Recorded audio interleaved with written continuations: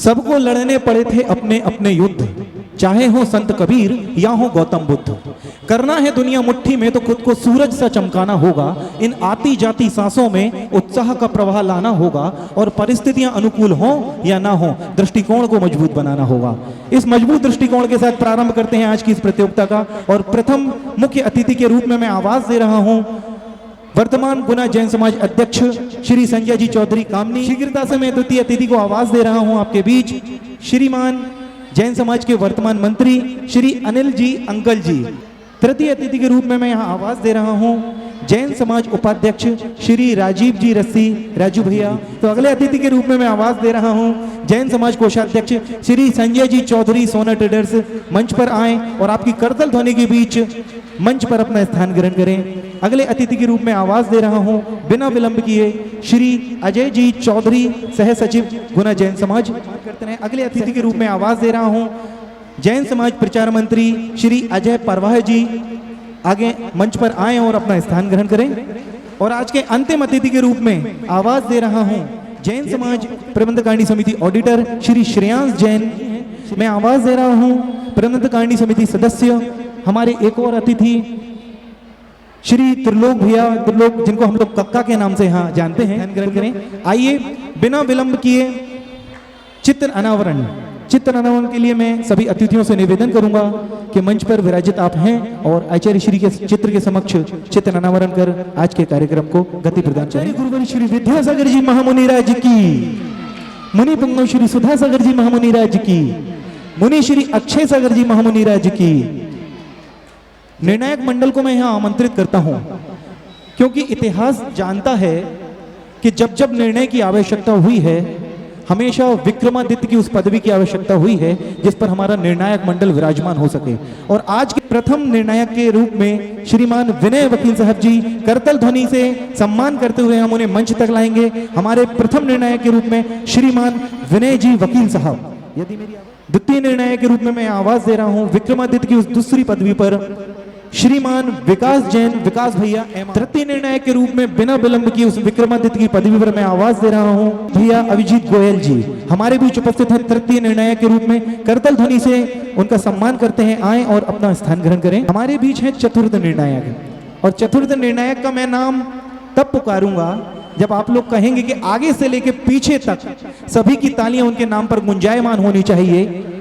श्रीमती रश्मि भाभी, रश्मि जैन, रश्मि बज भाभी जी हमारे बीच उपस्थित हैं। मैं उनको ससम्मान मंच तक आमंत्रित करता हूं। और आज के अंतिम निर्णायक को मैं आवाज दे रहा हूं हमारे बीच हमारे बड़े भाई, हमारे कुशल वक्ता जिन्होंने हमें भी काफी मार्गदर्शन दिया, हमेशा सहयोग किया, श्रीमान अंकित जैन, अंकित भैया मंच तक आए आपकी तालियों के बीच और अपना स्थान ग्रहण करें। अंकित भैया, हमें हमारे सभी निर्णायक मिल चुके हैं। अब दीप प्रज्वलन की बात आती है तो आइए मैं आज के सभी पुण्यार्जक जो हमारे पुण्यार्जक हैं श्रीमान संजय जैन बजरंगगढ़, श्रीमान सुनील कुमार जी, निखिल कुमार जी छतरपुरिया परिवार, श्रीमान पदम कुमार जी, सिद्धांत कुमार जी रीडर, श्रीमती कलावती जी जैन, श्री अरविंद कुमार जी, आशीष कुमार जी आस्था एंटरप्राइजेस और श्रीमान मनोज जैन वर्धमान।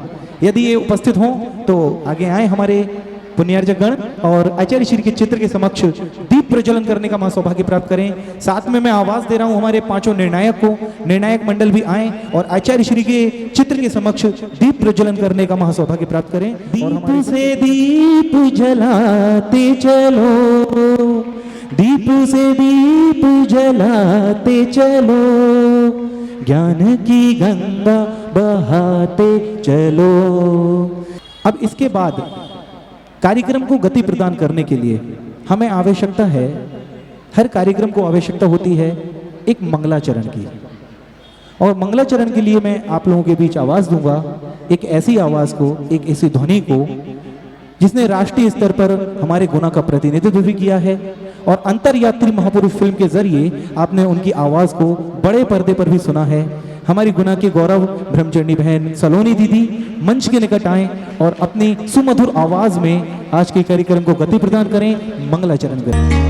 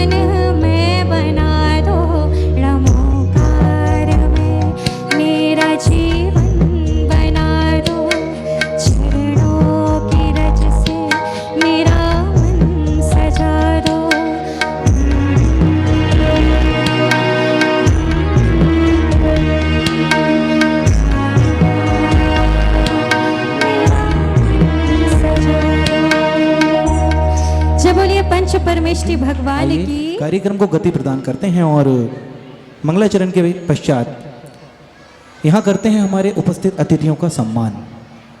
तो हमारे मुख्य अतिथि के सम्मान श्रीमान संजय जी चौधरी हमारे जो मुख्य अतिथि हैं, उनके सम्मान के लिए मैं आवाज़ दे रहा हूँ संस्था के अर्पित भैया और जलज भैया का सम्मान मंच पर करें यहाँ पे।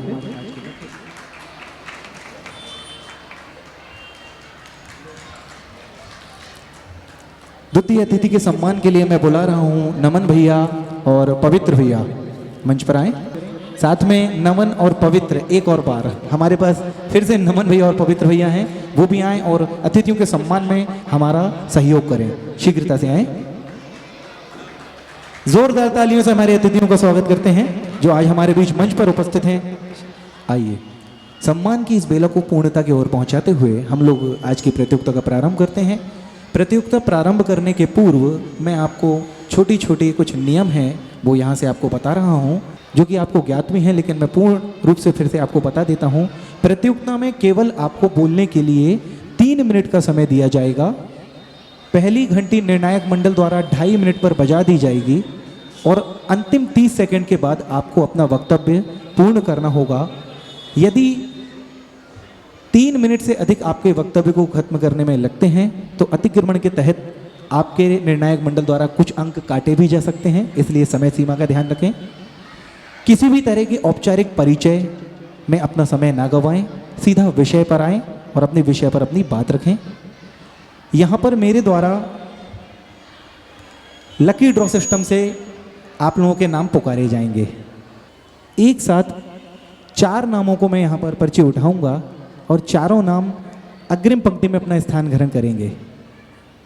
जब प्रथम प्रतिभागी को बोलने के लिए पर्ची विषय की दी जाएगी, उसके बाद उन्हें सोचने के लिए 3 मिनट का समय दिया जाएगा और जब वो अपना वक्तव्य प्रारंभ करेंगे तब दूसरे वक्ता को उनकी पर्ची विषय की पर्ची दे दी जाएगी और उनके पास भी सोचने के लिए 3 मिनट का समय होगा।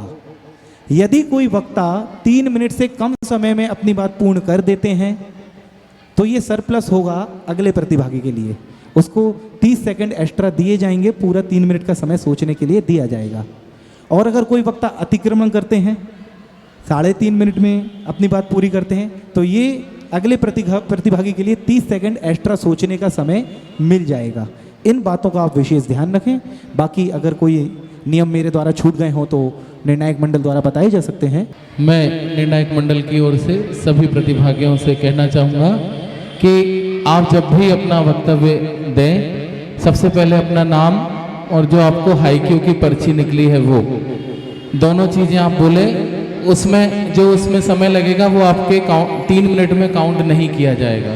पहले अपना नाम और हाईक्यू जरूर हमको बताएं और देखकर कोई भी व्यक्ति नहीं बोलेगा। अगर आप बोलेंगे तो जजेस हो सकता है आपकी माइनस मार्किंग कर दें, इसलिए देखकर बोलने का प्रयास ना करें। और बाकी नियम मधुर जी ने आपको बताई है, 3 मिनट का हर व्यक्ति को सोचने का समय मिलेगा।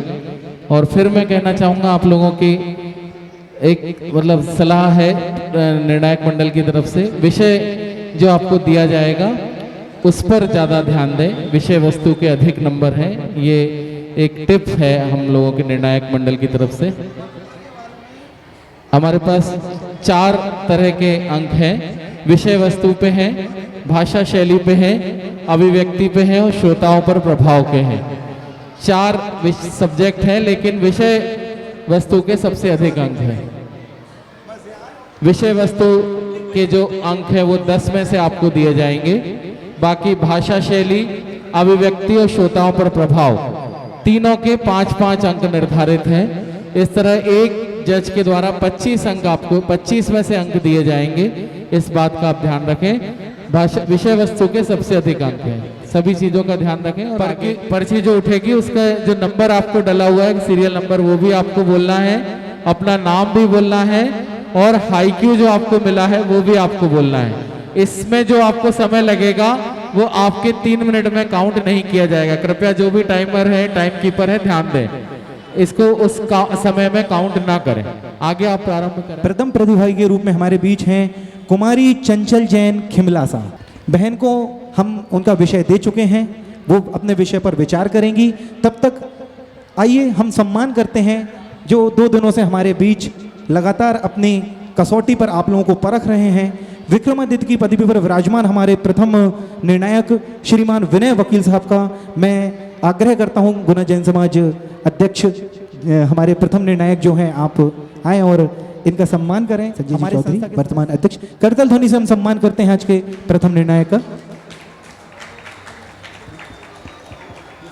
हमारे कुशल वक्ता जो समय समय पर हमें मार्गदर्शन देते हैं, हमारा सहयोग करते हैं, श्रीमान निर्णायक का हम यहाँ सम्मान कर चुके हैं। और अब मैं आवाज दे रहा हूँ आप सभी के बीच बिना किसी विलंब के, हमारी प्रथम प्रतिभागी बहन चंचल जैन आए और विषय पर अपनी बात रखें।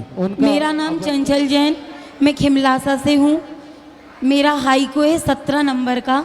वृक्ष संत हैं, पत्थर का जवाब फल से देते। आइए बंधुओं, आज क्षमा का दिन है तो हम आपको बताते हैं कि हमारे संत क्षमा की मूर्ति होते हैं।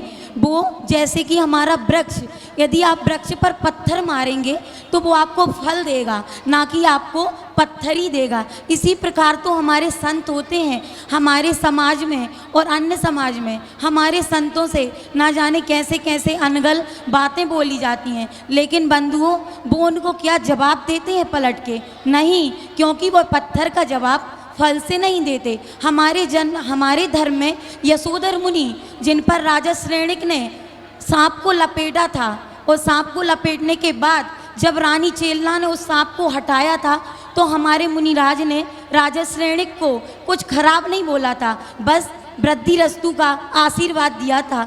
ये होते हैं हमारे संत, ये होते हैं हमारे संत जो पत्थर का जवाब फल से देते। बंधुओं, पत्थर का जवाब फल से देते हैं। वृक्ष संत पत्थर का जवाब फल से देते। आचे शरीर के पास 2 बहनें गईं और उन्होंने ब्रह्मचारी व्रत की बात रखी तो उनकी माँ ने ना जाने कितनी अनगल बातें कहीं, हजारों बातें कहीं।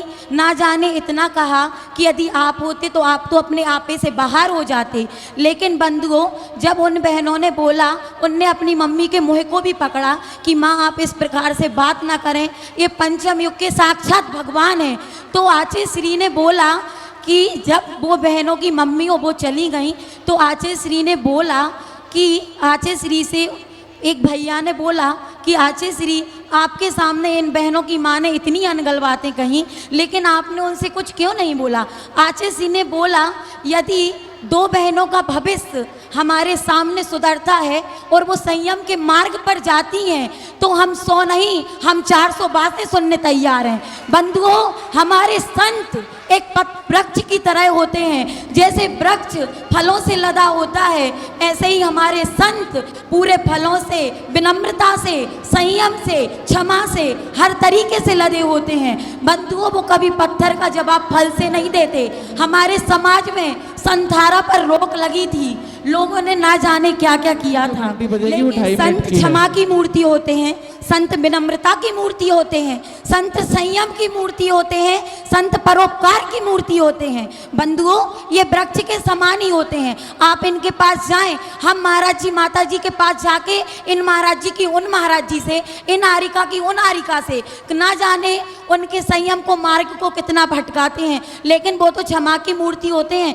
कभी किसी महाराज ने आपसे बोला कि चलो, इनने बोला अब मैं जाके बताता हूँ, नहीं, वो तो क्षमा की मूर्ति होते हैं। आप उनके सामने ना जाके। जय जिनेन, जय बोलिए कुंडलपुर के बड़े बाबा की। शीघ्रता से आ जाएं अगले प्रतिभागी भाई सार्थक जैन, हाईक्यू नंबर 12। मेरा नाम सार्थक जैन है, मेरा हाईक्यू क्रमांक 12 है। समय का हो प्रबंध, सफलता बाएं हाथ में है। आज हम प्रायः देश के सफलता चेहरों को देखते हैं। उन सफल चेहरों को यदि हम देखें तो उन्होंने अपने जीवन में हमेशा समय को ही महत्व दिया है। यदि समय को हम महत्व नहीं देते हैं तो हमारा जीवन व्यर्थ है। समय की बातों में आज हम गौर करें तो समय एक बार निकल जाता है तो हमें पछताना पड़ता है। एक एक समय की सुई जैसे जैसे आगे बढ़ती जाती है, वैसे वैसे अगर हम उसका सदुपयोग करें तो हम अपने जीवन में ऊंचाइयों के सर्वोच्च शिखर तक पहुंचने में हमें समय नहीं लगता।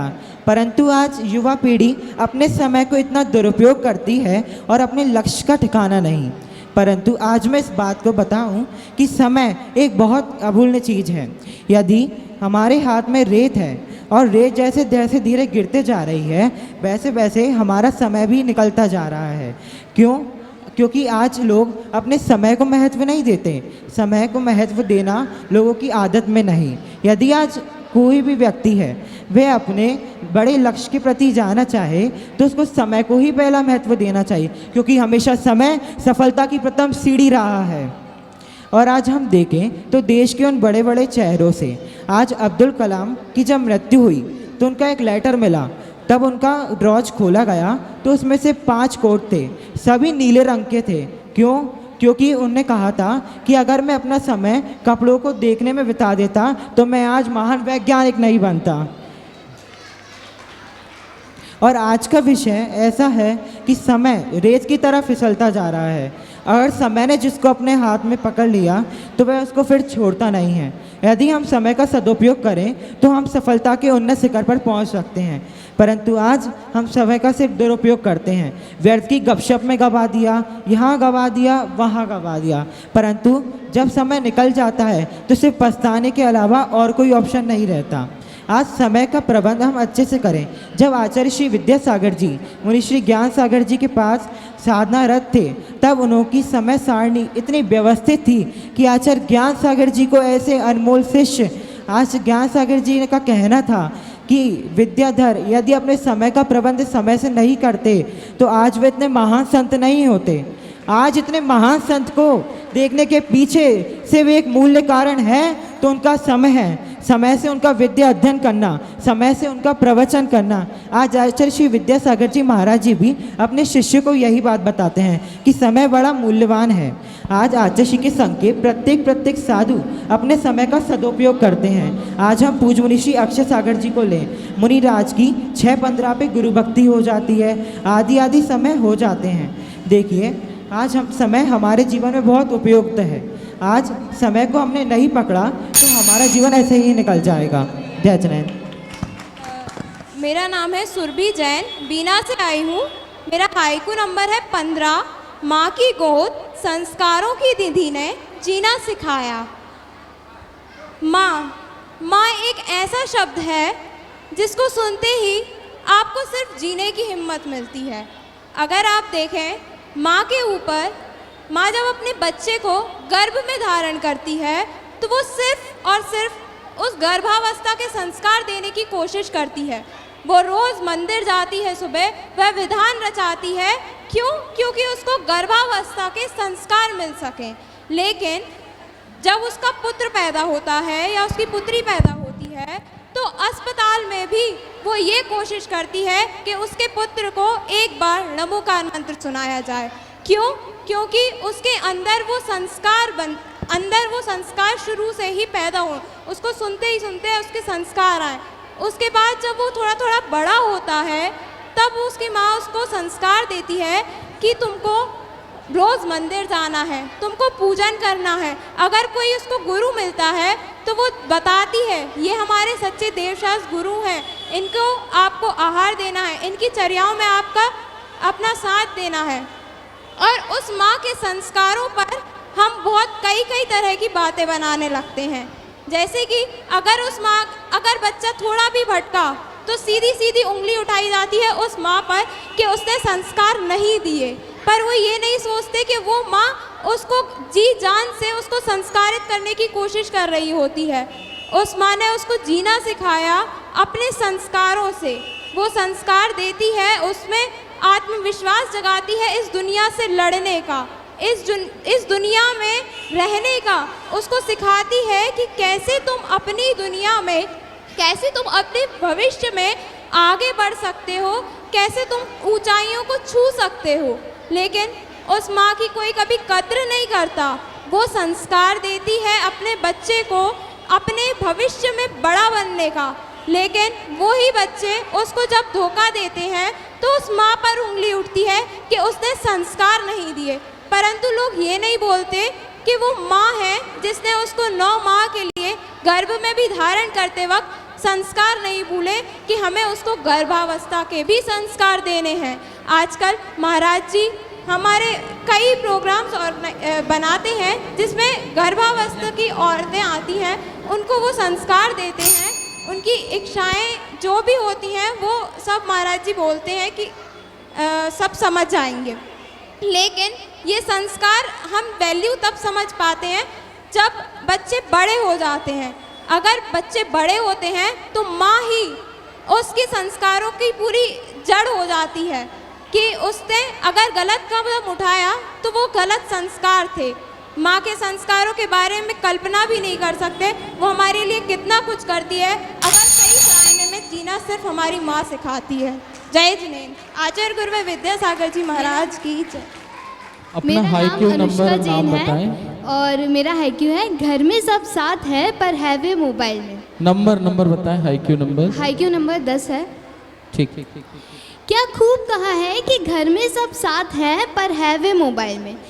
यहाँ जितने भी लोग बैठे हैं, मैं पूछना चाहूँगी कि आप में से कितने हैं जो अपना मोबाइल छोड़ घर में अपने परिवारजनों के साथ समय बिताते हैं। शायद ही कोई होगा, मतलब बच्चों को छोड़ के बड़ों में पूछना चाहूँगी, शायद ही कोई होगा जो घर में 3 से 4 घंटे अपने सदस्यों को देता होगा, परिवार के जनों को देता होगा। बाकी सब आज के समय में हम सभी चाहे भले छोटे परिवार में रहते हों, चाहे संयुक्त परिवार में रहते हों, लेकिन हम सभी अपने दुख दर्द अपने परिवारजनों से बांटने की बजाय सोशल मीडिया पे स्टेटस और स्टोरी के थ्रू शेयर करते हैं। हम अपना समय अपने परिवारजनों को देने की बजाय अपने मोबाइल को ज़्यादा देते हैं। जो मस्ती हमें अपने भाई बहनों के साथ खेलकर की जानी थी, वो मस्ती हम मोबाइल में पबजी खेलकर करते हैं। और जो दुख दर्द हमें अपनी माँ से, अपनी बहन से शेयर करने थे, वो दुख दर्द हम स्टोरी के थ्रू इंस्टाग्राम और व्हाट्सएप पे शेयर करते हैं। तो क्योंकि अभी दशलक्षण पर्व चल रहे हैं तो ज़्यादा नहीं, तो हम एटलीस्ट इन 10 दिनों में एक छोटा सा नियम लें कि इन 10 दिनों में एटलीस्ट 2 से 3 घंटे अपने मोबाइल को स्विच ऑफ करके रखें और वो समय अपने परिवारजनों को दें। हफ्ते में एटलीस्ट एक दिन संडे को जो वीकेंड होता है, उस वीकेंड में अपनी ऑफिस की सबकी छुट्टी होती है, कामकाज की छुट्टी होती है, तो उसमें मोबाइल की भी छुट्टी रखें और कुछ समय अपने परिवारजनों को दें। इस तरह से हम थोड़ा सा वक्त मोबाइल से हटाकर अपने परिवारजनों को दें। जो आज डिप्रेशन, आज की सबसे बड़ी बीमारी हो गई है डिप्रेशन, वो शायद मोबाइल की वजह से ही आता है। मुझे तो यही लगता है कि मोबाइल की वजह से डिप्रेशन ज़्यादा आता है, तो वो डिप्रेशन भी कम होगा और परिवार के साथ बैठकर एक अलग ही मज़ा होता है। तो मोबाइल को समय कम दें और अपने परिवार को ज़्यादा दें। Thank you. जय। हमारे 4 प्रतिभागी आपके सामने अपना वक्तव्य रख चुके हैं और जैसा कि विषय था कि मोबाइल और टेक्नोलॉजी ने हमें इतना गुलाम बना लिया है कि दूसरों का स्टेटस देखने में तो हर कोई मस्त है, पर खुद से मिलने की सभी लाइनें व्यस्त हैं। यही आज हमारे जीवन की सच्चाई है। आइए प्रतियोगिता को आगे बढ़ाते हैं और बुलाते हैं अगले 4 प्रतिभागी। आवाज दे रहा हूं गुना से ही श्रीमती सोनाली जैन। अगले प्रतिभागी के रूप में यहां आवाज दे रहा हूं जबलपुर की बहन कुमारी यशी जैन। हम सभी के बीच उपस्थित हैं, जबलपुर से आए और अपना स्थान ग्रहण करें मंच के निकट। अगला नाम है आप सभी के बीच इंदौर से उज्जवल जैन। भैया उज्जवल आए मंच के निकट और स्थान ग्रहण करें। हूँ श्रीमान राकेश जैन। राकेश भैया मंच के निकट ही बैठे हुए हैं। अभिजीत भैया मंच के निकट आए। मैं आपको ससम्मान यहाँ आमंत्रित करता हूँ और संस्था के सदस्यों से निवेदन करता हूँ, अर्पित भैया, नमन भैया को मंच तक लाने में हमारा सहयोग करें। और यहाँ मैं हमारे मंत्री जी, जैन समाज मंत्री जी अनिल जी चाचा जी से निवेदन करता हूं कि हमारे निर्णायक श्री अभिजीत भैया, अभिजीत गोयल जी, इनका सम्मान करें। अभिजीत भैया कई राष्ट्रीय स्तर की सभाओं को राष्ट्रीय स्तर की सभाओं को संबोधित कर चुके हैं। रोटरी क्लब के आप प्रांतपाल रह चुके हैं और साई दृष्टि स्कूल, जो नेत्रहीन बच्चों का स्कूल चलता है, उसमें विशेष सहयोग आपके द्वारा किया जाता है। सरल स्वभावी समय समय पर हमें सहयोग करने वाले अभिजीत भैया का हम सम्मान करते हुए गौरवान्वित हैं। हमारे बीच उपस्थित हैं निर्णायक के रूप में। करतल ध्वनि से एक बार फिर से सम्मान कीजिए हमारे विक्रमादित्य पदवी पर विराजमान अभिजीत भैया का। सभी को मेरा जय जिनेन्द्र। मेरा नाम है श्रीमती सोनाली जैन और मेरा हाईकू नंबर है 9 सरल होना जिंदगी का सबसे कठिन काम। सरल होना वाकई में ये जिंदगी का सबसे कठिन काम है। सरल कौन होता है? जो मन, वचन और काय की प्रवृत्ति एक रखता है। हमने यह देखा है कभी कि मन से कोई व्यक्ति कुछ और सोचता है, वचन से कुछ और कहता है और काय से कुछ एक करता है। व्यक्ति सरल तब होता है स्वार्थ के वशीभूत। जिससे उसका कोई स्वार्थ होता है तो वह सरल हो जाता है उसके लिए, और जिससे स्वार्थ नहीं होता तो बस उससे कोई वास्ता ही नहीं। सरल होने के लिए हमें सबसे पहले ज़रूरी होगा दूसरों को महत्व देना। हम दूसरों को कितना महत्व देते हैं? हमें दूसरों की मदद करनी चाहिए, दूसरों की सेवा करनी चाहिए, जितनी अपनी हो सके देना चाहिए महत्व दूसरों को। और जीवन में सरल होना बहुत ही कठिन काम है। सरल 3 प्रकार के होते हैं। एक होते हैं स्वार्थ से सरल, एक होते हैं ख्याति से सरल, और एक होते हैं अंदर से सरल। अंदर से जो सरल होते हैं वो हमारे मुनिराज हैं। मैं उदाहरण देना चाहूँगी आचार्य गुरुवर्षी विद्यासागर जी का। उनके जैसी सरलता तो वो सरलता की मूर्ति हैं, वो उनके जैसा सरल कोई हो ही नहीं सकता। हमारे गुराम में विराजमान मुनि श्री अक्षय सागर जी हैं, कितना उनमें ज्ञान का भंडार है, लेकिन कभी उनके चेहरे से झलका है कि उनमें कठोरता नाम की चीज़ भी हुई हो? जी नहीं। यदि सरल बनना है तो हमें दूसरों को महत्व देना होगा। आपने देखा होगा कि साधु संत सरल होते हैं। दुनिया की 5 करोड़ 6 करोड़ की आबादी में गुने चुने ही अपने साधु संत हैं। उन साधु संतों में भी देखा गया है कि हर साधु संत सरल नहीं होते, क्योंकि सरल होना जीवन का सबसे कठिन काम है। सरल होने के लिए व्यक्ति को मन, वचन, काय से एक होना पड़ता है, वही व्यक्ति सरल कहलाता है। सरल व्यक्ति जितना देता है उतना ही पाता है, इसलिए हमेशा देते रहिए और सरल बनते रहिए। अपने जीवन में यदि आपको ऊंचाइयों को प्राप्त करना है तो जीवन में आपको सरल बनना पड़ेगा। यही जिंदगी का सबसे कठिन काम है। आप दान तो देते हैं, त्याग तो करते हैं, अपना नाम भी कमाते हैं, इज्जत भी कमाते हैं, लेकिन आप स्वार्थ से सरल नहीं हो पाते। स्वार्थ से में हमेशा अहंकार, ईगो भरा रहता है, जो कि किसी को पसंद नहीं आता। सरल व्यक्ति की जब मौत भी होती है तो पीठ पीछे दुनिया उसकी तारीफ करती है, और कठोर व्यक्ति की जब मौत होती है तो हम कहते हैं अरे वो तो ऐसा था, अच्छा हुआ चला गया। इसलिए हमेशा सरल बने रहिए। सरल व्यक्ति के दिल में हमेशा प्रभु वास करते हैं। प्रभु जिनके दिल में वास करते हैं उन्हें ही मुक्ति का मार्ग मिलता है। यदि मुक्ति मार्ग अपनाना है तो आपको सरल होना होगा, और मोक्ष मार्ग का सबसे सरल उपाय है अपने व्यवहार को सरल रखना। जिसने व्यवहार में सरलता पाई उसने जीवन में सब कुछ पा लिया। यदि आपको मोक्ष मार्ग जैसे रास्ते पर चलना है तो आपको सरल होना होगा, गुरुजनों की संगति करनी होगी। हमारे गुरुजन ही हमें सरल होने का सही रास्ता बताएंगे, और आप जितना त्याग धर्म करेंगे उतना ही सरल होते जाएंगे, जीवन में सरलता आती जाएगी। ये है जरूर जीवन का सबसे कठिन काम, लेकिन आप सरल बन जाएंगे तो वाकई में ये काम सरल हो जाएगा। जय जिनेन्द्र। सभी को सादर जय जिनेन्द्र। यशी जैन जबलपुर और हाइकू नंबर 11, अंतिम सीमा त्याग धर्म की और जैन धर्म क्या। सबसे पहले हमें समझना होगा कि धर्म क्या होता है। आजकल हर इंसान अपने आप को धार्मिक तो कह देता है, पर कभी धर्म से जुड़ नहीं पाता, क्योंकि वो कभी समझ ही नहीं पाए कि धर्म होता क्या है। क्या हर रोज़ बस भगवान को पूजना धर्म कहलाता है? क्या हर रोज़ बस मंदिर जाकर भगवान की पूजा करना, अर्चना करना ही धर्म कहलाता है? नहीं, आत्मा की शुद्धि धर्म कहलाती है, और आत्मा की शुद्धि होती है त्याग से। धर्म की पहली सीढ़ी त्याग होती है, और धर्म की चरम सीमा भी त्याग होती है। अगर कोई गृहस्थ इंसान भी त्याग करना सीख ले तो वो भी धार्मिक कहलाएगा, और अगर कोई अपने घर को भी त्याग दे तो वो भी धार्मिक कहलाएगा। और धर्म का सबसे ज़्यादा महत्व त्याग से होता है, और त्याग का सबसे ज़्यादा महत्व जैन धर्म में बताया गया है। ये नहीं कहेंगे कि जैन धर्म में बस यूं ही चीज़ों को छोड़ना समझाया गया है।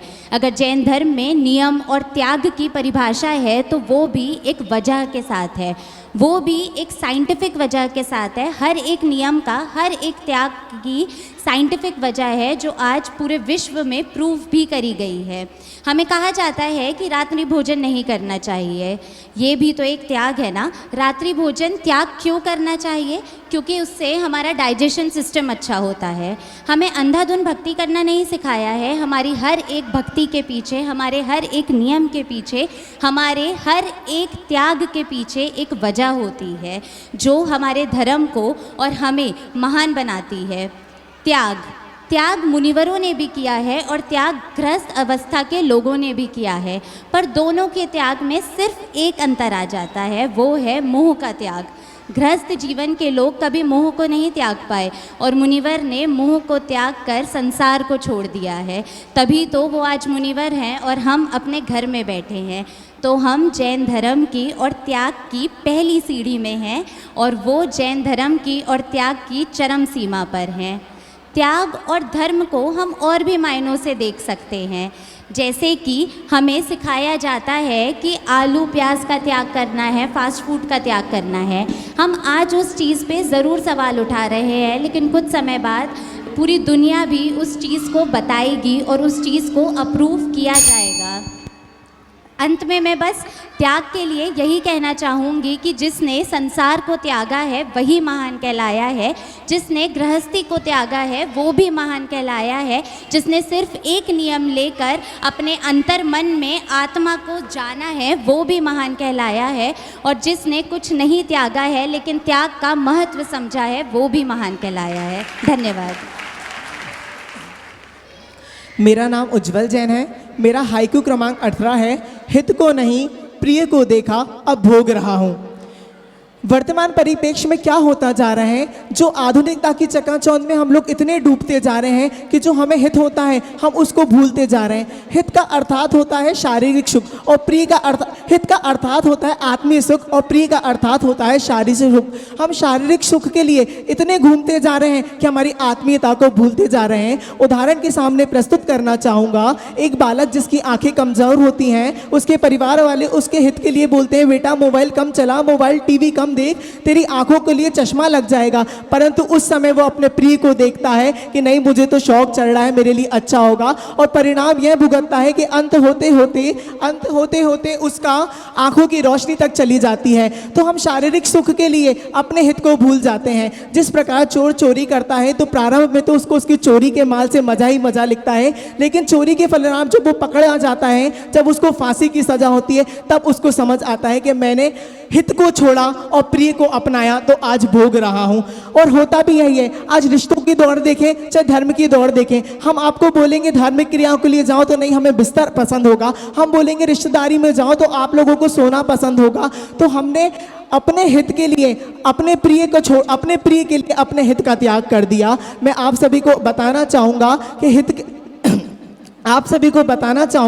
हित मित प्रिय वाणी जो सभी के प्यारी लगती है, लेकिन हमारे लिए जो सत्य होता है वो प्यारा नहीं होता। जो व्यक्ति हमारे मुंह पे चापलूसी कर दे वो हमारे लिए पी बन जाता है, लेकिन जो हमारे सत्य से साक्षात करवा दे, हित बता दे, वो हमारे लिए बहुत ही दुश्मन हो जाता है। तो हमें अपने हित को छोड़ेंगे, हम अपने हित को जीवन में अपनाएंगे, अपने प्रिय को छोड़ेंगे तो ही पतन के मार्ग से बढ़ पाएंगे, अन्यथा हमारा पतन होना निश्चित ही है। क्योंकि कहा जाता है कि जब तक व्यक्ति अपने शारीरिक सुख के लिए सोचता है, अपने आत्मीय सुख को भूल जाता है, तो उसका परिणाम स्वरूप यह निकलता है कि उसकी जीवन की नैया हमेशा डूबती है। क्योंकि नदी जो होती है ना, नदी में जब तक अगर बांध ना हो, किनारा ना हो, तो नदी की गति गतिशील हो जाती है। उसी प्रकार हमारे जीवन में अगर हम हित को नहीं अपनाएंगे, सिर्फ प्रिय को देखेंगे, प्रिय रूपी बांध को नहीं हटाएंगे, तो हमारी जीवन की नदी भी गतिशील हो जाएगी, हमारी जीवन की नैया भी निश्चित रूप से डूब जाएगी। तो हित मित प्रिय वाणी आप सभी को एक साक्षात कराती है कि हमें अपने जीवन को अगर उन्नति के मार्ग पर जाना है, हमें हमारे जीवन को उन्नति के मार्ग पर अग्रसर करना है, उत्थान के मार्ग की ओर वशीभूत होना है, तो हमें प्रिय को त्याग कर हित को अपने जीवन में अपनाना होगा। क्योंकि कहा भी जाता है मैं जिंदगी भर रिश्तों को छोड़ दिया मैंने खुशियों के लिए, परंतु ना अब मेरे पास खुशियां रही ना मेरे पास रिश्ते रहे। तो हमें अपने जीवन में हित को, जो हमारे लिए वास्तविक सत्य है, उसको अपनाना है, तो ही हम जीवन के उन्नति के शिखर पर अग्रसर हो पाएंगे। जय जिनेंद्र। मेरा नाम राकेश जैन है। मेरा हाइकू नंबर 4 है। नदी कहती देना सीखी हूँ तभी तो मीठी हूँ, नदी का नियमित बहना स्वाभाविक भाव है। सागर से बादल उठे, बादल से पानी आया, पानी से बर्फ बना, बर्फ से नदियां बनी और नदियों में प्रवाह आया। जो प्रवाह बहता है, भगवान महावीर कहते हैं नदी प्रवाह है, नदी एक गति है।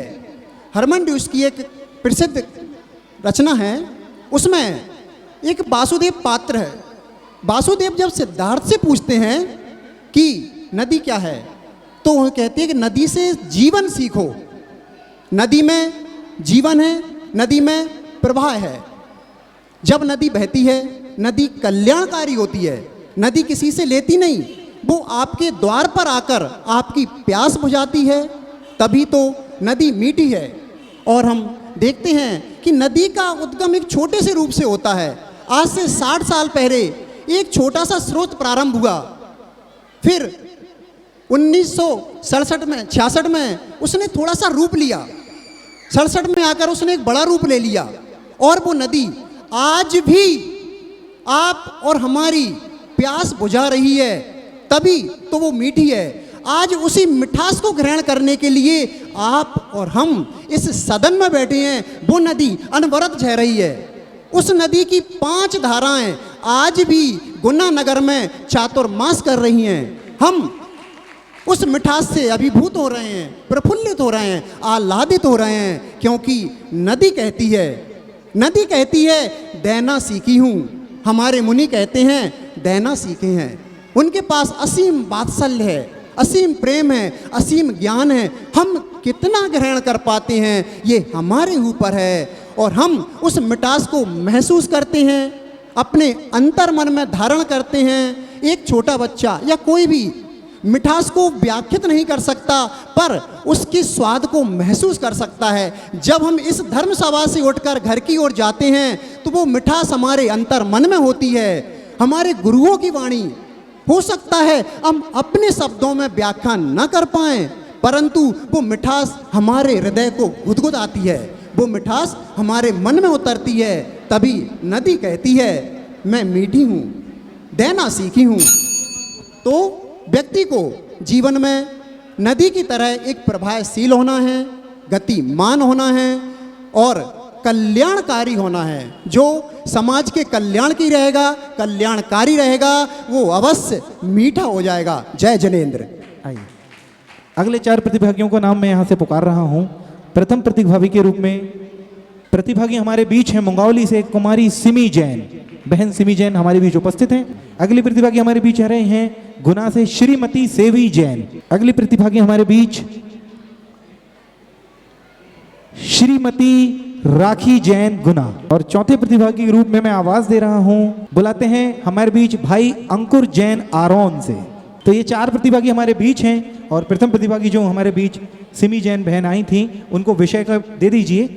जब तक वो विषय पर अपने विचार सोच रही हैं, मैं अगले निर्णायक के रूप में यहाँ पर जो हमारे बीच विराजमान हैं श्रीमान अंकित भैया, उनके सम्मान के लिए यहाँ से आवाज़ दे रहा हूँ। हमारे बीच जनता में विराजमान है, श्रोताओं में विराजमान है शैलेश भैया, हमारे प्रबंधन करणी के सदस्य, संभव भैया, मेरी निगाह उन तक पहुँच नहीं पा रही है, अगर उपस्थित हो और मेरी आवाज़ पहुँच रही हो तो संभव भैया भी आएँ। और प्रदीप जी जैन, प्रदीप मामा बरखेड़ा, आप तीनों आएँ। और हमारे निर्णायक हमारे अंकित भैया को मंच के निकट हमारे संस्था के सदस्य पवित्र भैया लाएंगे। और मैं निवेदन करूंगा प्रदीप मामा, शैलेश भैया और संभव भैया, यदि मेरी आवाज़ सुन रहे हैं संभव भैया, तो मंच के निकट आएँ और हमारे निर्णायक अंकित भैया का यहाँ पर सम्मान करेंगे। अंकित भैया एक ऐसे व्यक्तित्व जिनको हम आपकी तालियां बताएंगी कि उनकी कविताओं के माध्यम से, उनके मंच संचालन के माध्यम से, उनके व्यक्तित्व सरल स्वभाव के माध्यम से हम उन्हें जानते हैं। एक ऐसे व्यक्तित्व जो राष्ट्रीय स्तर पर कई मंचों पर हमारे गुना का प्रतिनिधित्व कर चुके हैं, कई जिला स्तरीय वाद विवाद प्रतियोगिताओं में भी गुना का प्रतिनिधित्व कर चुके हैं, और खुद अंतर्राष्ट्रीय कवि डॉक्टर कुमार विश्वास भी जिनके संचालन को पसंद करते हैं, ऐसे अंकित भैया हमारे बीच उपस्थित हैं। और हम गौरवान्वित महसूस करते हैं कि हमारे इस छोटी सी प्रतियोगिता में आपने निर्णायक की भूमिका संभाली और हमें गौरवान्वित किया। इस सम्मान के बाद मैं अगली प्रतिभागी जो बहन हमारे बीच है मुंगावली से सिमी जैन, उनको आवाज़ देता हूँ, आएँ और अपना वक्तव्य रखें। मैं सिमी जैन हाईक्यू 20 जोड़ के गया, सब छोड़ के गया, पाप ले गया। हम सब ये बात जानते हैं कि ज़िंदगी में कितना भी जोड़ लो, सब यहीं का यहीं रखा जाएगा। सिकंदर की कहानी सब ने सुनी है, खूब लिया उसने और दोनों हाथ खाली छोड़ कर गया। लेकिन पूरी ज़िंदगी लगा देते हैं हम केवल जोड़ने में, कभी सुख सुविधा जोड़ने में, कभी घर बनाने में, कभी परिवार बनाने में और कभी कुछ बनाने में। जबकि हम जानते हैं इस बात को कि कर्म सिद्धांत सिखाता है केवल इंसान अपना पाप या पुण्य लेकर इस दुनिया से जाता है, बाकी सब कुछ यहाँ का यहीं छोड़ जाता है। लेकिन हम करते क्या हैं? जीवन भर जुटाते हैं, जीवन भर जुटाते, जितना जुटा सकते हैं, जितना कमा सकते हैं, पूरा का पूरा इसी भव में कमाना है, पर लेके कुछ नहीं जाना है, अपनों के लिए सब कुछ छोड़ जाना है। और वो क्या करते हैं? उस धन का क्या होगा जो आपने एकत्रित किया है, उस धन का सदुपयोग आपके सामने हो सकता है, लेकिन आप वो नहीं करते। अगर धन का सदुपयोग करेंगे तो आपके परिवार में संस्कार जाएंगे, आपके बच्चों को धर्म का रास्ता मिलेगा, उन्हें पता चलेगा कि हमारा परिवार क्या कर रहा है, धन का सदुपयोग कर रहा है। लेकिन नहीं, हम सिर्फ जोड़ते हैं और छोड़ते हैं और चले जाते हैं। साथ क्या लेकर जाते हैं? केवल और केवल पाप लेकर जाते हैं। फिर अगले भव में आकर कहते हैं ऐसा क्या कर दिया था हमने जो इस भव में हमें इस तरीके का जीवन मिला। कई लोगों को हम देखते हैं, किसी को खाने के नहीं है, किसी के पास सुख सुविधा नहीं है, या कोई मंदिर तक नहीं जा पा रहा है। ये किसका परिणाम है? आपके इस भव के जोड़े हुए पुण्य ही है और पाप ही है जो अगले भव में आपको क्या देते हैं, ये आप आज सुनिश्चित कर सकते हैं। आज अगर आप अपने जीवन में सत्कर्म करते हैं, अच्छी संगति को धारण करते हैं, अच्छे विचारों को लेते हैं और अच्छा कार्य करते हैं, अगर अपने किए हुए जो भी आपने जोड़ा है उसका थोड़ा भी सदुपयोग करते हैं, तो आप देखेंगे कि कल कल्याणकारी परिणाम आएंगे। जबलपुर में मड़िया जी के बारे में सबने सुना होगा। वो बूढ़ी माँ जिसके पास कुछ भी नहीं था, उसने थोड़ा थोड़ा थोड़ा जोड़ जोड़ के वहाँ पे मड़िया जी का मंदिर बना दिया। आज हम बड़े गौरव से वहाँ जाकर कहते हैं कि क्या माँ थी वो जो इतना बड़ा मंदिर का निर्माण करा गई। तो अगर हम सब चाहते हैं कि आगे के लोग हमें जाने, तो वो आपको केवल आपके सत्कर्मों की वजह से जानेंगे, ना कि कितना जोड़ कर गए हैं, कितना छोड़ कर गए हैं और क्या साथ लेकर गए हैं। आप अपने साथ केवल अपने किए हुए कार्य लेकर जाएंगे, अपना पुण्य या पाप लेकर जाएंगे। हम सब कर्म सिद्धांत में मानते हैं, और अगर आप गुरु जी को मानते हैं तो आपको ये मानना होगा कि अगर इस जन्म में अच्छा किया तो अगले भव में अच्छा ही मिलेगा। आप सब पुण्य करेंगे, अपने जीवन को मंगल में बनाएंगे। इन्हीं सब मंगल भावों के साथ जय जिनेन्द्र। गुरु चरणों में नमो। जय जिनेन्द्र सभी को। मैं सेवी जैन, मेरा हाइकू 19 नंबर हाइकू है, राग का रंग एक सा फिर मान क्यों सौंदर्य का। राग का रंग एक सा फिर मान क्यों सौंदर्य का। मैं एक उदाहरण के माध्यम से आपको आज समझाना चाहूँगी। एक गरीब व्यक्ति होता है और एक अमीर व्यक्ति होता है। अमीर व्यक्ति सुबह अपनी दिनचर्या में उठकर स्नान करके डायरेक्ट अपने व्यवसाय की ओर चला जाता है, और एक गरीब व्यक्ति सुबह उठकर अपने मंदिर में जाकर अभिषेक, पूजन इत्यादि अपनी सारी क्रियाओं को करके, भोजन करके फिर अपने व्यवसाय में जाता है। तो क्या जो गरीब व्यक्ति है वह अपनी सारी क्रियाओं को करके जाता है, और वो जो अमीर व्यक्ति है वो सीधा उठकर चला जाता है अपने व्यवसाय की ओर। और दोनों जब अंतिम चरण की ओर पहुंचते हैं और दोनों की अर्थी जाती है शमशान की ओर, तो फिर क्या होता है? क्या दोनों की राख अलग अलग होती है? दोनों की राख का रंग एक सा होता है। उसने अपने जीवन को अमूल्य बनाया। उसने अपने जीवन में सभी क्रियाओं को किया जो अपन को जैन कुल में मनुष्य योनि जो मिली है उसके साथ करना चाहिए। जरूरी नहीं कि जैन ही अपनी क्रियाओं को करे, अजैन अथवा प्रत्येक श्रावक को अपनी क्रियाएं करना चाहिए, क्योंकि मरकर राख का रंग तो सबका एक समान ही होना है। क्योंकि जीवन में अलग अपनी पहचान छोड़ना है, तो हमें क्या करना चाहिए? सबसे पहले अपनी सारी क्रियाओं को करना चाहिए, देवशास्त्र गुरु के प्रति समर्पित होकर अपने इस मनुष्य जीवन को धन्य करना चाहिए। क्योंकि जो व्यक्ति मनुष्य जीवन को धन्य करता है एवं अपनी सारी क्रियाएं करके इस जीवन को धन्य बनाता है, वही सबसे श्रेष्ठ व्यक्ति होता है। आज इस पंचम काल में सब व्यक्ति अपनी भागा भाग में लगे हुए हैं। कोई व्यक्ति, बहुत कम व्यक्ति हैं जो धर्म से जुड़े हुए हैं, अथवा अधिक से अधिक संख्या के व्यक्ति तो सिर्फ और सिर्फ अपनी ज़रूरतों को पूरा करने में लगे हैं और कुछ नहीं होता। आखिरी में क्या होता है, अपनी ज़रूरतों को पूरा करके सारी सुविधाओं के साथ चला जाता है, और एक व्यक्ति होता है जो धर्म ध्यान के साथ अपने जीवन के मरण को प्राप्त होता है। तो वही व्यक्ति श्रेष्ठ है जो अपने जीवन में धर्म ध्यान को अग्रसर कर रहा है। अथवा राख का रंग एक समान होता है, तो फिर हमें क्यों सौंदर्य का अभिमान करना चाहिए। सारे जो कुछ व्यक्ति होते हैं जो अपने सौंदर्य का अभिमान करते हैं, और कुछ व्यक्ति होते हैं जो बहुत सुंदर होते हुए भी अपने सौंदर्य का अभिमान नहीं करते, क्योंकि जो व्यक्ति सौंदर्य का अभिमान करता है वह व्यक्ति पतन की ओर जाता है, और जो व्यक्ति अपने जीवन को सफल बनाता है वही व्यक्ति सबसे श्रेष्ठ होता है। सभी को जय जिनेंद्र। सभी को मेरा जय जिनेंद्र। मेरा नाम श्रीमती राखी अभिषेक जैन है और मेरा हाइकू है 8 नंबर का हाइकू है। खिलौना कहे दूसरों के इशारे मुझे चलाते। कोई भी खिलौना रहता है, जब वह तब तक नहीं चलता जब तक हम उसमें चाबी ना भर दें। चाबी भरने के बाद वो खिलौना चलने लगता है। उसी खिलौने की तरह इंसान की ज़िंदगी भी होती है, जो दूसरों के इशारों पर चलते हैं कुछ लोग। जैसे कि एक नौकर है, वो हमेशा अपने मालिक के इशारों पर चलता है। नौकर से मतलब नहीं है, कोई भी इंसान कहीं भी जॉब करता है या किसी मल्टीनेशनल कंपनी में भी जॉब करता है, तो वो जब तक उस कंपनी में जो बड़ा अधिकारी है, CEO है, जब तक वो नहीं बोलेगा तब तक वो कुछ भी काम नहीं कर सकता। तो इंसान की ज़िंदगी एक खिलौने की तरह होती है। जैसे इंसान की ज़िंदगी एक खिलौने की तरह होती है, जब भी मालिक चाबी भर देगा तो नौकर उसी तरह से काम करने लगेगा। जैसे हमें किसी के कहने पर नहीं चलना चाहिए, अपनी सद्बुद्धि का इस्तेमाल करना चाहिए। मैं बस इतना ही कहना चाहती हूँ। धन्यवाद। मेरा नाम अंकुर जैन है, आरोन से हूँ और मेरा हाईक्यू नंबर है 13। स्वर्ग की चाह है तो बस बना लो घर को स्वर्ग। दोस्तों, घर स्वर्ग कैसे बनता है, सबसे बड़ी बात हमें यहाँ समझने की ज़रूरत है।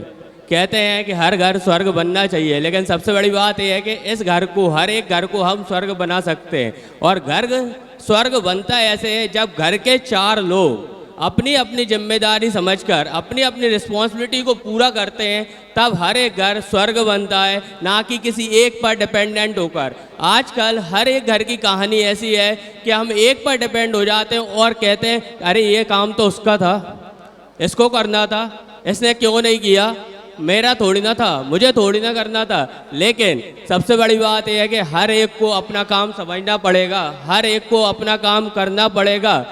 दोस्तों, याद रखो, घर स्वर्ग तब बनेगा जब घर के 4 लोगों से आपके रिश्ते कैसे हैं, वो मेरी क्वालिटी ऑफ लाइफ डिपेंड करेगा। मेरे साथ, मेरे पेरेंट्स के साथ, मेरे भाई के साथ, मेरी फैमिली के साथ कैसा रिश्ता है, ये क्वालिटी ऑफ लाइफ आपकी बनाएगा, तब आपका घर स्वर्ग बनेगा। आप अगर सोचते रहें बैठे बैठे स्वर्ग बन जाए और एक दूसरे पर डिपेंडेंसी लेकर आए, तो ऐसे घर कभी स्वर्ग नहीं बनता। घर स्वर्ग बनेगा एक दूसरे के साथ होने से, ना कि खुद के साथ रहने से, वो भी अलग अलग तरीके से। अलग अलग तरीके से मतलब क्या है, एक इस कॉर्नर में है तो दूसरा उस कॉर्नर में। एक को बोला था मम्मी ने बेटा ऐसा काम कर लेना, लेकिन बेटा कहता है कि अरे वो छोटा भाई आ रहा है ना, वो कर लेगा, जबकि उस टाइम पे वो पर्सन फ्री था, उसे कर लेना चाहिए था। एक दूसरे की बात मानेंगे, समझेंगे, करेंगे और शेयर करेंगे, तब जाके घर स्वर्ग बनेगा। एक दूसरे से मिलकर रहेंगे। आज सबसे बड़ी बात एक मैं आपको बताना चाहता हूँ, आज घरों की स्थिति ये है कि लोगों के अंदर आपस में बोलचाल नहीं है। किसी ने मुझसे अभी कुछ दिन पहले एक सवाल पूछा था कि आज रिश्तों में संवेदनाएं खत्म हो गई हैं, तो मेरा एक सीधा सा जवाब था कि आजकल संवेदनाएं इसलिए खत्म हुई हैं क्योंकि संवाद नहीं रहा। और संवाद कब आएगा? जब आप एक दूसरे से बात करेंगे, एक दूसरे को समझेंगे। आप अपना संवाद घर में जितना बढ़ाएंगे उतना आपकी क्वालिटी ऑफ लाइफ बेहतर होती जाएगी और आपका घर ऑटोमेटिक स्वर्ग बनता चला जाएगा। हर एक इंसान, जितने सदस्य आपके घर में, मैं आपसे रिक्वेस्ट करता हूं कि उनसे अपने बोलचाल बढ़ाएं, एक दूसरे से बातचीत करें, उनको जाने माने पहचाने। आजकल मैं देखता हूं कि लोग अपने भाई को इतना बेहतर नहीं जानते, फिर अगर वो कुछ गलत कर देता है तो लोग कहते हैं कि अरे यार उसके बेटे ने ऐसा कर दिया। देखो, एक बात याद रखो, आपके नाम से आपको कोई डिफाइन नहीं करता, आप अपने नाम से आपके पेरेंट्स को डिफाइन करते हैं। तो इस बात को याद रखें। अगर आप अपने आप को स्वर्ग बनाना चाहते हैं, अपने घर को स्वर्ग बनाना चाहते हैं, तो हर एक इंसान से रिश्ता बेहतर बनाएं। जय जिनेंद्र। बहुत ही सुंदर वक्तव्य भैया का। आपके वक्तव्य से मुझे एक बात ज़रूर याद आई कि हम आपस में बोल चाल बंद कर देते हैं। मुनि श्री तरुण सागर जी की कुछ लाइन्स हैं जो उन्होंने कहा था कि लड़ लेना, झगड़ लेना, पिट जाना, लेकिन बोल चाल बंद मत करना, क्योंकि बोल चाल बंद करने से सुलह के सारे रास्ते बंद हो जाया करते हैं। इन्हीं पंक्तियों के साथ अगले 4 प्रतिभागी निर्णायक मंडल से अनुमति लेता हूँ। मैं आपके बीच बुलाऊंगा बहन चिंकी जैन गुना, श्रीमती सोनिया जैन गुना। पर्ची है भाई अनमोल जैन गुना। ठीक है, तो अगली पर्ची है गुना से ही बहन ऐश्वर्या जैन हमारे बीच है। इस बार चारों पर्चियां गुना की हैं, तो गुना वालों के लिए एक बार जोरदार तालियां। अभी कुछ प्रतिभागी और भी बाकी हैं। तो जैसा कि पहली पर्ची प्राप्त हुई बहन चिंकी जैन को, उन्हें उनका विषय दे दिया गया है। जब तक वो अपने विषय पर अपने विचारों को सोच रही हैं, मैं आपके बीच आमंत्रित कर रहा हूं विक्रमादित्य की पदवी पर विराजमान हमारे अगली निर्णायक महोदय श्रीमती रश्मि भाभी, रश्मि जैन मंच के निकट आएं। हम गौरवान्वित हैं कि आपको अपने बीच पाकर हम आपके सम्मान के लिए मैं आवाज़ दे रहा हूं। श्रीमती एकता अंकित जैन हमारी भाभी आगे आएँ और हमारी रश्मि भाभी का यहाँ सम्मान करें। कुशल मंच संचालक के रूप में हम सभी भाभी जी को जानते हैं, जिनके संचालन से हम सभी ने भी बहुत कुछ सीखा है। आकाशवाणी उद्घोषक हैं, जिनकी आवाज़ गुना के प्रत्येक व्यक्ति ने कभी ना कभी सुनी ही है। सरल स्वभावी, हम लोगों के बीच हमेशा हमारा सहयोग करने वाली और हमें आगे बढ़ाने वाली हमारी भाभी जी, आपका सम्मान करके हम यहाँ गौरवान्वित महसूस करते हैं कि आप हमारे बीच उपस्थित हैं। मेरा नाम चिंकी जैन है और मेरा IQ नंबर है 7। वाणी बने तो वीणा बने बाण से घाव होते हैं। ऐसी वाणी बोलिए मन का आपा खोए, औरन को शीतल करे आपहु शीतल होए। वाणी मनुष्य की सबसे अनोखी देन है। जैसा हम बोलते हैं वैसा ही हमारी सोच में होता है और वो ही हमारे कार्यों में निकलता है।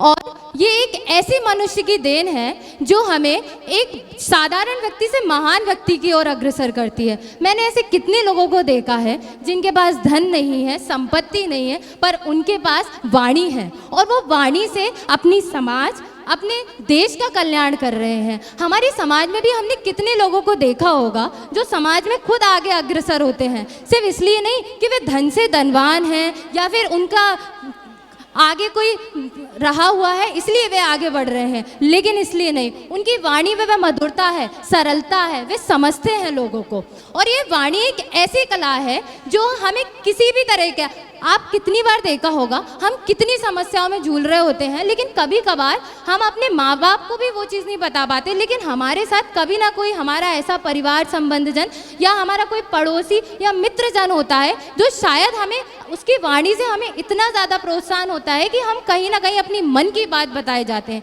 तो वाणी का जो रिश्ता होता है ना, वो डायरेक्ट हमारे मन से जाकर निकलता है।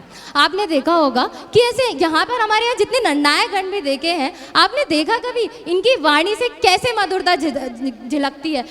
ये नहीं कि इनको हर किसी विषय वस्तु पे ज्ञान हो या ना हो, पर वो जो वाणी की सरलता है वे अपने आप विषय वस्तु को बना देती है। आज हम यहाँ हैं, बहुत सारी ऐसी चीज़ें शायद विषय वस्तु पे ज्ञान ना हो, पर कहीं ना कहीं वह वाणी है जो हमें आगे बढ़ा रही है।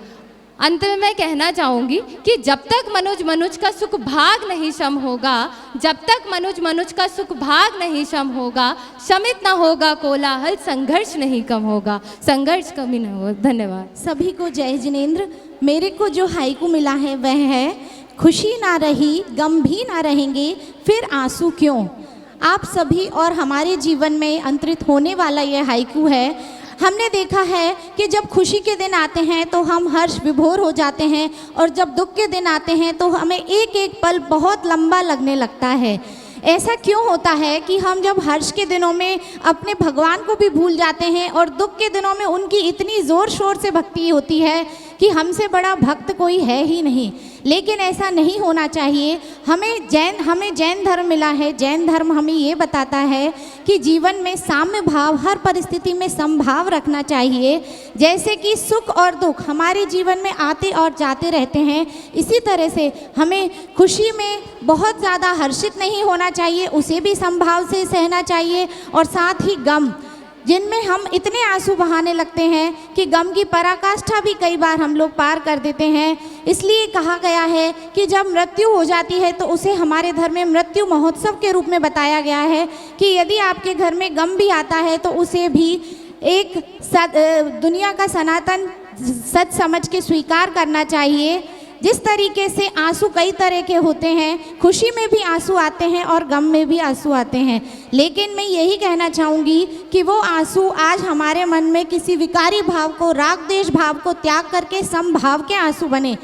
एक बार एक राजा ने अपने मंत्री से कहा कि आप एक ऐसा वाक्य कहिए, यदि मैं हर्ष में रहूं तो मैं उदास हो जाऊं, और जब मैं दुख में रहूं तो खुश हो जाऊं।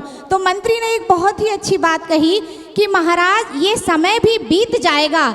यदि सुख के दिन हैं तो वो भी नहीं रहेंगे, और दुख के दिन हैं तो उनमें भी समता परिणाम रखिए, वो भी बीत जाएंगे। इस तरीके से महान व्यक्तियों के जीवन में हमने देखा है, जब जब भी उन्होंने संयम रखा है, तो चाहे वो दुख के दिनों में कितने भी गहरे पानी में डूबे हुए हों, वो व्यक्ति यदि समता परिणाम रखता है, अपने आप को अपने धर्म में निश्चल प्रवृत्ति से अविरुद्ध रखता है बिल्कुल, तो वो व्यक्ति आगे जाकर के एक महान व्यक्ति बन जाता है। खुशी और गम जीवन के दो पहलू हैं, जैसे दिन और रात। दिन के बाद जिस तरीके से रात होती है, उसी तरीके से खुशी और गम हमारे जीवन में धूप छांव की तरह अटखेलियाँ करते हुए चलते रहते हैं। लोग न जाने क्यों इतना दुखी हो जाते हैं, अपने से वियोग में या अपनी प्रतिकूल परिस्थिति आने पर इतने आंसू बहाने लगते हैं। यदि हम अपने धर्म को देखकर चलेंगे तो हमें आगे अपने जीवन में कभी भी विषाद की स्थितियों से ना गुजरना पड़ेगा। समभाव रखकर, जैसे समाधि संलेखना के द्वारा शरीर को त्याग दिया जाता है, उसी तरीके से हम भी अपने परिणामों को उच्च रख करके खुशी और गम में समभाव रखते हुए अपने जीवन को व्यतीत करें। हम सब अपने जीवन में एक ऐसा धर्म, उच्च धर्म के अनुयायी हैं, जहाँ पे राग द्वेष को त्याग करके इन खुशी और गमों के पलों को साम्य भाव में स्थिरता रखते हुए अपने जीवन को महान लक्ष्य की ओर अग्रसर करना है। जय जिनेंद्र। आप सभी लोगों के लिए जय जिनेंद्र। मैं अपना नाम नहीं बताऊंगा, बस जजेस से एक आदेश चाहता हूँ। बोलिए आदिनाथ भगवान की। मेरा हाइकू नंबर है 16। पिता शिव है, अमृत बाँट स्वयं विष पी जाते हैं। बहुत अच्छा हाइकू है। इस हाइकू पर मैं सर्वप्रथम अपने पिता को चरण स्पर्श कहता हूँ, जिन्होंने मुझे जीवन दिया। उन पिता के लिए जो ना जाने कैसी कैसी परिस्थितियों में क्या क्या सहन करते हैं। माँ के लिए तो सब बोलते हैं, बहुत अच्छा अच्छा बोलते हैं, माँ जननी है, माँ अम्बा है, माँ पता नहीं क्या क्या बोलते हैं, माँ के लिए बहुत सारी उपमाएं देते हैं। लेकिन वो शायद ये भूल जाते हैं कि पिता उस कड़वे घूंट को पीता है, जिंदगी भर कितना परिश्रम करता है, कितनी मेहनत करता है, और अपने बच्चों को क्या करता है, सही पढ़ाई देता है, सही शिक्षा देता है, सही संस्कार देता है। क्योंकि बिना अर्थ के यदि अर्थ नहीं है तो क्या होगा, अनर्थ हो जाएगा। बिना अर्थ से अच्छी शिक्षा भी नहीं मिल सकती। पिता जो देने वाले हैं वो क्या देते हैं, हमें अच्छी शिक्षा देते हैं। ना जाने जिंदगी में कितना सुनना पड़ता है उन्हें, इतना सुनना पड़ता है कि आप ये नहीं लाए, आप वो नहीं लाए, ऐसा नहीं किया, वैसा नहीं किया। बच्चे इतने ताने मारते हैं लेकिन वो भूल जाते हैं कि उनका पिता एक आंतरिक मतलब छिपा हुआ है, जो दिखाई नहीं देता, उस जड़ की तरह है, उस वृक्ष की जड़ की तरह है जो कभी दिखाई नहीं देती। वो नींव की तरह है, सब कुछ सहन करता रहता है। मैं शायद अपने पिता को, समस्त पिताओं को किसकी उपमा देना चाहूँगा?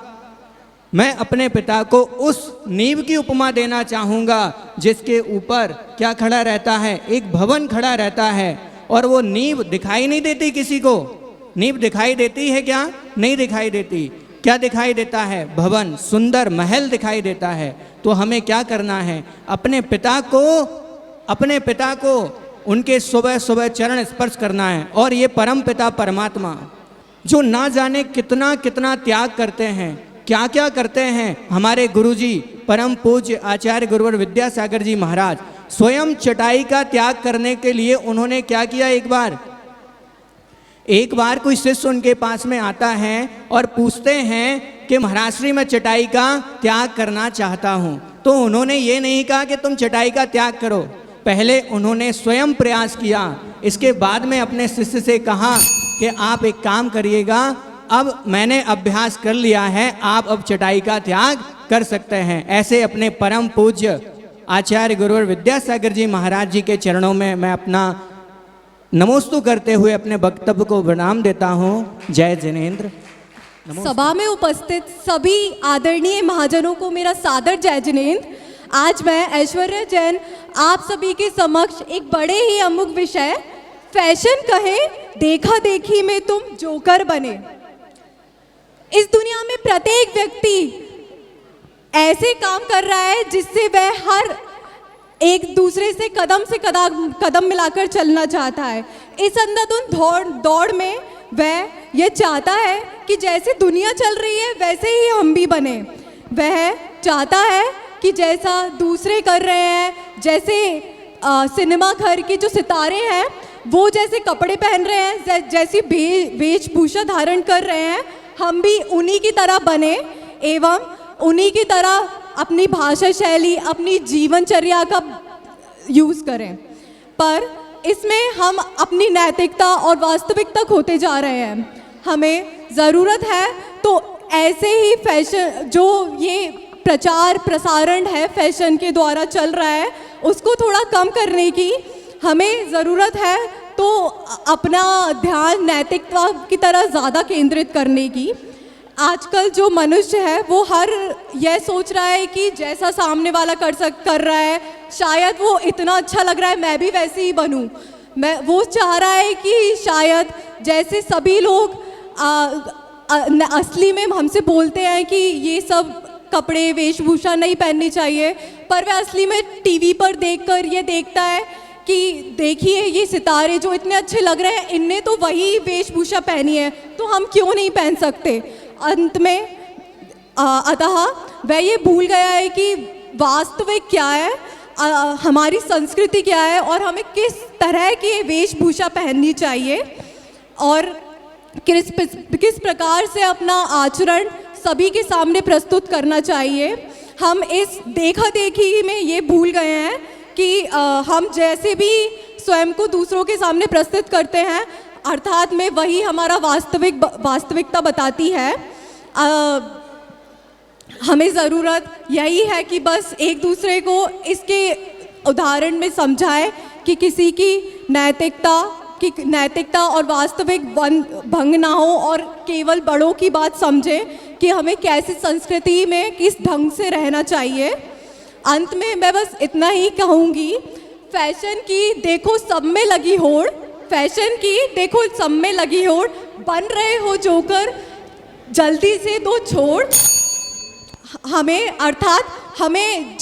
ये नहीं देखना चाहिए कि सामने वाला किस प्रकार की वेशभूषा पहन रहा है, किस प्रकार टीवी में किस प्रकार की सब कुछ वेशभूषाएं चल रही हैं। हमें ज़रूरत है तो अपने अनुसार, अपनी संस्कृति के अनुसार अपने आप को ढालने की, नहीं तो ये जल्दी ही पतन की ओर बढ़ सकते हैं। धन्यवाद। और ये पंक्तियां आपके सामने हैं कि पिता रोटी है, कपड़ा है, मकान है, पिता नन्हे से परिंदे का बड़ा सा आसमान है, पिता है तो हर घर में हर पल राग है, पिता से माँ की चूड़ी है, बिंदी है, सुहाग है, पिता है तो बच्चों को बच्चों के सारे सपने हैं और पिता है तो बाजार के सब खिलौने अपने हैं। शीघ्रता से आगे आ जाएं। अंतिम 4 प्रतिभागी हमारे बीच बहन तनिष्का बहन आ चुकी हैं और अगली प्रतिभागी हमारे बीच श्रीमती ज्योति जैन गुना, ब्रह्मचरणी संगीता दीदी गुना, आप हमारे बीच उपस्थित हैं।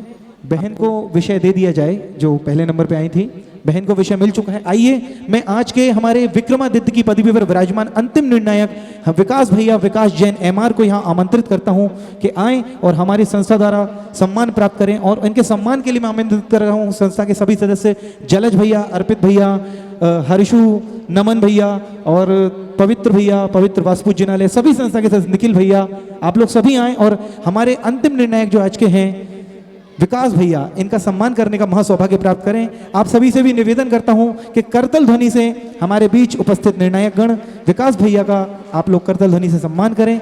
विकास भैया एक ऐसे कुशल वक्ता जिन्होंने कई राष्ट्रीय मंचों पर गुना समाज का प्रतिनिधित्व किया है, कई जिला स्तरीय प्रतियोगिताओं में आपने गुना को आगे बढ़ाया है, गुना की बात रखी है और कई मंचों पर विजेता के रूप में भी आप उपस्थित रहे हैं। समाज के वर्तमान जैन समाज के सांस्कृतिक मंत्री भी हैं और समय समय पर आपका सहयोग हमें मिलता रहता है हमें। तो आइए आपके बीच अंतिम 3 प्रतिभागी बहन आएं और अपना वक्तव्य रखें। जाने कहा मैं थी तभी तो तुम पाप से बचे, कभी सोचा कर लूं चोरी, कभी सोचा कर लूं लड़ाई, अरे भाई कभी सोचा चलो कर लो नकल भाई, पर फिर थोड़ी सी शर्म आई और इसी में बहुत सारे पापों से बच गई मैं भाई।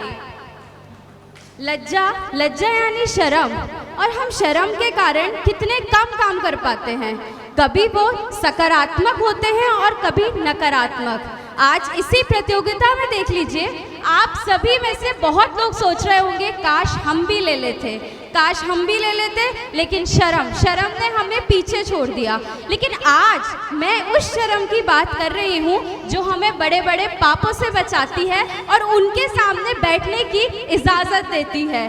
हम कैसे कैसे काम करने के लिए सोचते हैं, जैसे बहनें कभी कभी मीना बाजार जाते वक्त, अरे आप नहीं, कोई बहनें मीना बाजार जाते वक्त सोचती हैं चलो एक कान के झुमके ले लेती हूँ और एक धीरे से पर्स में डाल लूँगी, लेकिन बगल में खड़े हुए लोगों पर थोड़ी सी शर्म आ जाती है और सोचती हैं लज्जा आ गई है और अब मैं ये काम नहीं कर पाऊँगी, वो पाप से बच जाती हैं। कभी कभी यहाँ मंदिर के बाहर हम दूसरे की चप्पल पहनकर जाने की सोचते हैं और इतने में ही हमें कोई पकड़ लेता है, अरे भाई तुम तो पिंक कलर की पहनकर आई थी ना, और ऐसे ही हम फिर पाप से बच जाते हैं।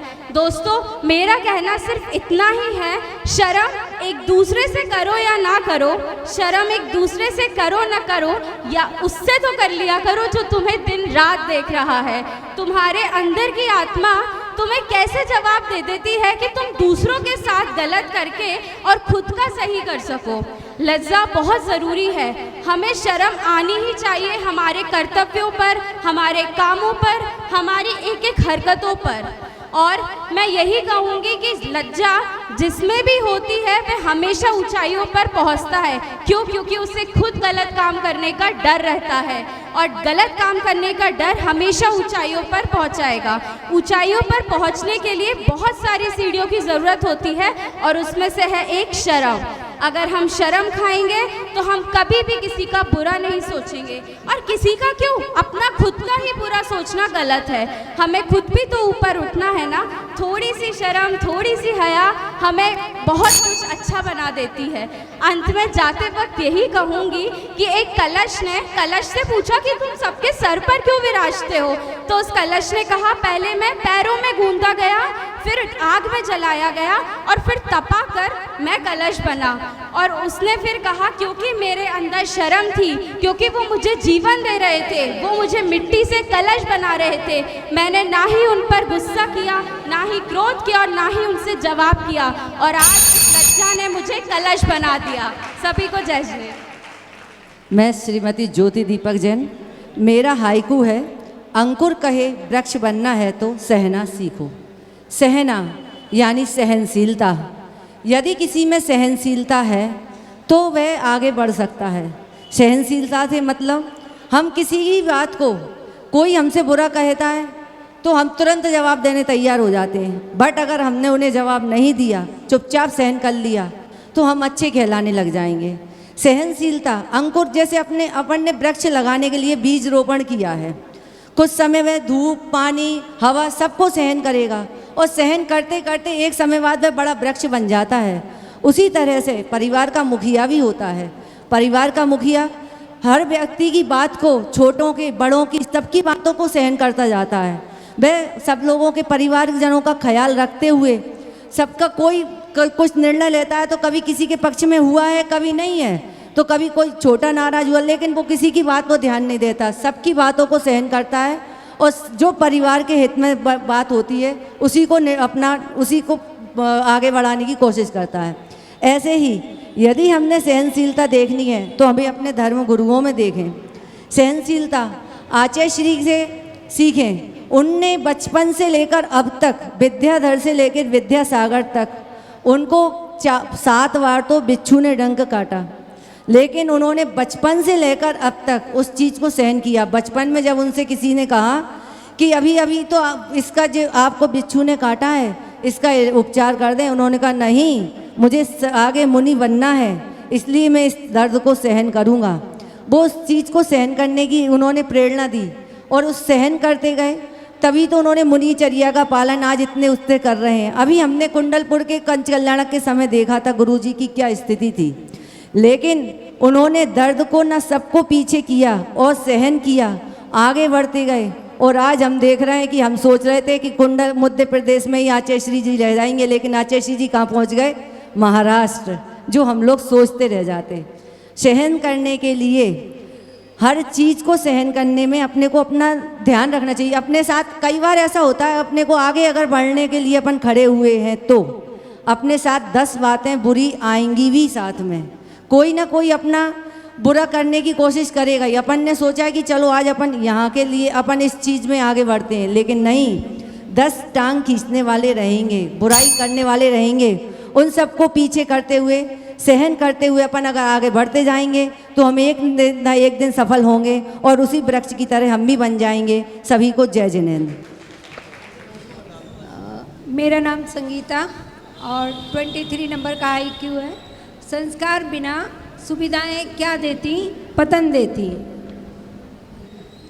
संस्कार बिना सुविधाएं क्या देती, पतन देती। सुविधाओं का तात्पर्य है विज्ञान के चमत्कार, जो विज्ञान से हमें हमारे जीवन को सहज और सरल बनाने के लिए जो मशीनीकरण का युग आया है, वो है हमारी सुविधाएं हैं।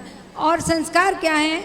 हमारे अंदर की मूलभूत जो तत्व हैं वो हमारे संस्कार हैं, जो हमें गुरु से, हमारे माता से, पिता से, आसपास के परिवेश से और पूर्व जन्म के कर्मों से मिलते हैं।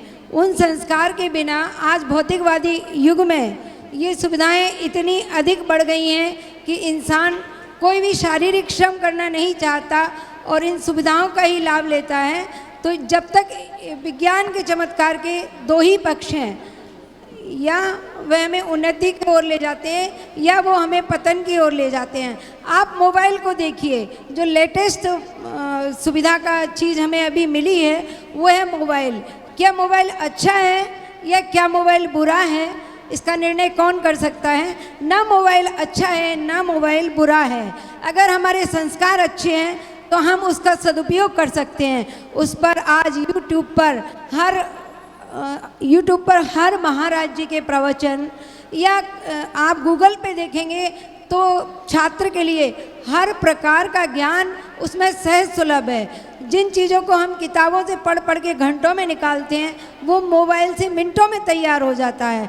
लेकिन जब इसका दुरुपयोग करते हैं तो क्या करते हैं, लड़कियां अपने बॉयफ्रेंड बनाती हैं और कुछ दिन बाद पता चलता है कि बॉयफ्रेंड के साथ भाग जाती हैं। तो सुविधाएं संस्कारों के बिना पतन देती हैं। सुविधाएं बुरी नहीं हैं। प्रेशर कुकर है, हम उससे मिनटों में भोजन पका लेते हैं, तो क्या वह बुरा है? नहीं। लेकिन हम जब उसका दुरुपयोग करने लगते हैं तो कोई भी चीज़, टेलीविज़न को भी लीजिए या गाड़ी को लीजिए, 2 व्हीलर 4 व्हीलर, वो इतनी ज़्यादा हो गई हैं कि हमारे पर्यावरण को प्रदूषित करती हैं। तो हमने अपने पैरों का उपयोग करना छोड़ दिया है। अगर हम संस्कार के सहित उस मशीनीकरण का उपयोग करें तो वो मनुष्य के उत्थान में बहुत अधिक सहायक हैं।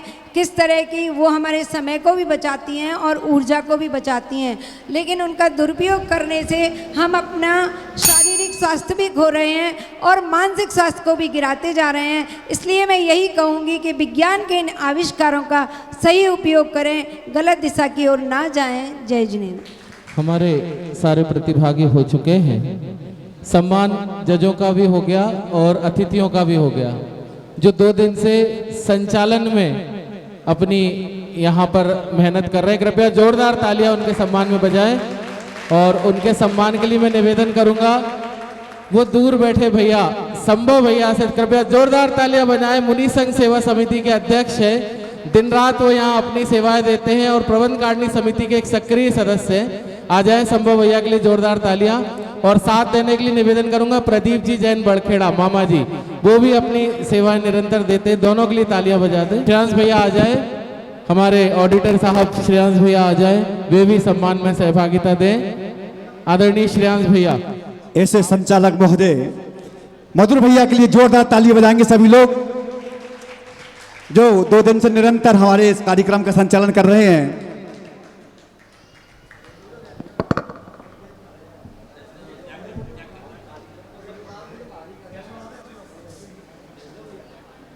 तक हमारे निर्णय शीट का टोटल लगा रहे हैं हमारे सदस्य आयोजक मंडल के। मैं निवेदन करूंगा, महिला शक्ति से एक निवेदन करूंगा, जो कि विगत करीब 1.5 घंटे से सभी प्रतिभागियों को सुन रही थी। कल भी थोड़ा लेट हो गई थी तो उनका त्याग देखिए, उन्होंने निर्णायक की पदवी पर बैठने से मना कर दिया था कि मैं लेट हो गई हूँ। मैं निवेदन करूंगा श्रीमती रश्मि जी बस से कि वे आए और 2 शब्द आज के कार्यक्रम के बारे में और प्रतिभागियों के बारे में कहें। श्रीमती रश्मि जी बज, कृपया जोर। मंच पर आसीन सभी अतिथियों को मेरा सादर जय जिनेन्द्र, सदन को नमन, और आप सभी को बाहर अंदर जितने भी लोग यहाँ हैं सभी को सादर जय जिनेन्द्र। आज की ये जो प्रतियोगिता थी आज भी रखी गई, कल भी रखी गई। सबसे पहले तो मैं आयोजक मंडल के उन छोटे छोटे भाइयों को, क्योंकि मैंने इस मंडल में देखा कि सारे यूथ हैं, सारे छोटे छोटे भाई हैं, तो आपके इस मंडल को यहाँ तक आप लाए, इतना अच्छा विचार आपने रखा, आपकी जैसी कई प्रतिभाओं को सामने लाने का अवसर आपने दिया।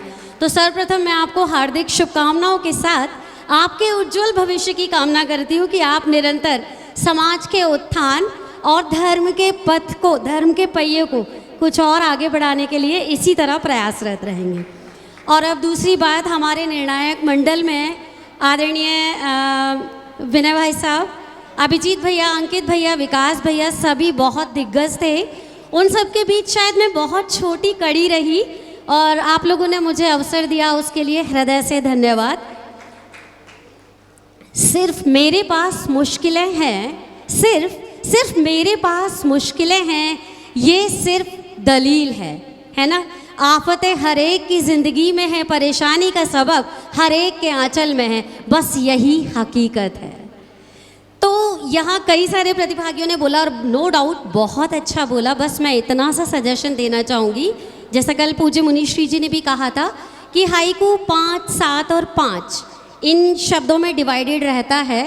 तो हम पहले को पकड़ गए, दूसरे को पकड़ गए, बीच को भूल गए। और एक और इम्पॉर्टेंट बात थी कि हाइकू का जो अंतिम शब्द होता है, जैसे कल महाराज जी ने कहा था बनिए, कुछ तो बनिए, बनिए मत बनिए। तो वो जो मत बनिए था, महाराज श्री ने कहा था कि उस मत बनिए, ठीक है, ये तो हम समझ गए कि बनिए मत बनिए, तो फिर क्या बनिए? तो बस उस हाइकू के उस छिपे हुए गुण अर्थ को हमें समझना है। हम सब ने, मतलब यहाँ जितने भी प्रतिभागी थे, ऐसा मेरा मानना है, उन सभी ने उस चीज़ को तो पकड़ा कि क्या नहीं करिए पर क्या करिए। हाइकू के उस रहस्य को जानने में कहीं थोड़ी सी चूक हो गई। फिर भी बहुत शानदार प्रस्तुति, निर्णायक मंडल, आयोजक मंडल, अतिथिगण और ये सभासद, सभी का हृदय से आभार, धन्यवाद। जय जिनेन्द्र। और एक बार बोलिएगा चिंतामणि पार्श्वनाथ भगवान की। बहुत बहुत धन्यवाद, आपने अपना बहुमूल्य समय हमारे लिए दिया और हम सभी को इतना उत्साहित किया। मैं आवाज़ दे रहा हूँ हमारे द्वितीय निर्णायक अभिजीत भैया आए और अपने विचार हमारे बीच रखें। धन्यवाद मधुर भाई। सर्वप्रथम मंचासीन सभी अतिथिगण और उससे शानदार ये श्रोतागण जो आखिरी तक डटे हुए हैं सिर्फ निर्णय जानने के लिए, अपने लिए तालियां बजाइए पहले आप लोग, क्योंकि भाषण प्रतियोगिता और वाद विवाद इन दोनों का रिजल्ट जानने के लिए जिनमें अंदर से उत्सुकता होती है वही सही श्रोता होता है। नहीं तो बहुत सारे आते हैं, 2 मिनट सुनते हैं और चले जाते हैं। आपको भाव की और विषय की कद्र है, इसलिए आप लोग यहाँ बैठे हैं। कल भी मैंने बोला था कि कल बहुत सारे हमारे जो प्रतिभागी थे वह विषय से हट रहे थे या कोई भी बात करते करते कहीं इतर चले जाते थे। आज ऐसा नहीं हुआ, लेकिन आज एक गड़बड़ हुई।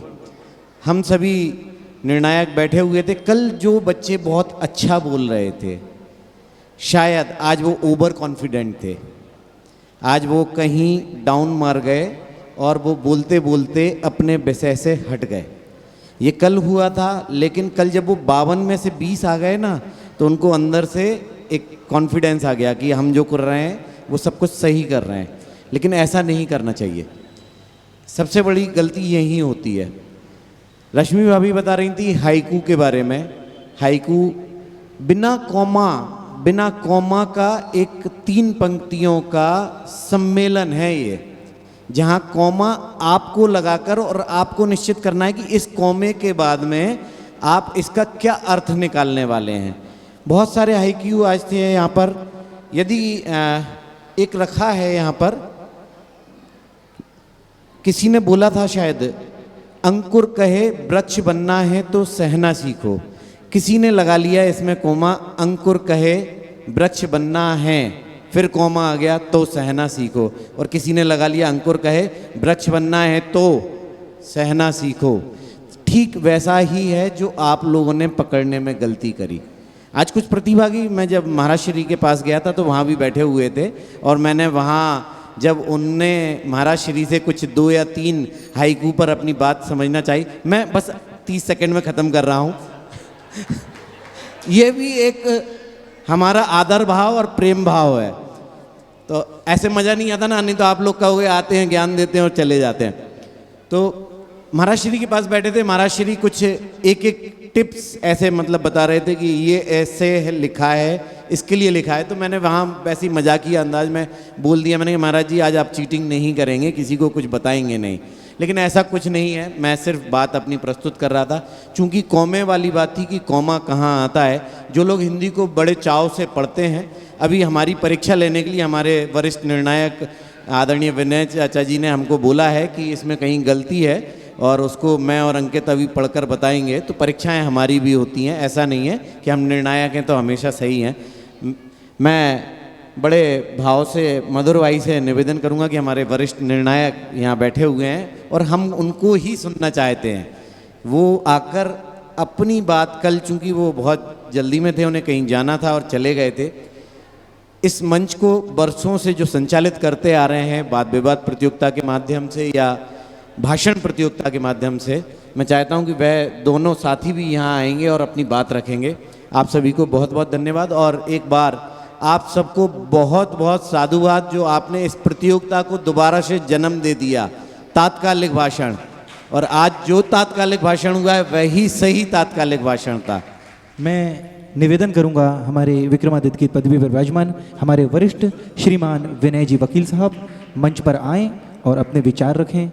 अध्यक्ष जी, प्रबंधकारिणी समिति के मंचासीन सभी सदस्यगण और जैसा भाई अभिजीत ने कहा कि एक बहुत पुरानी विधा को फिर से जीवित कर दिया हमारी शैल अचल भक्त युवा मंडल।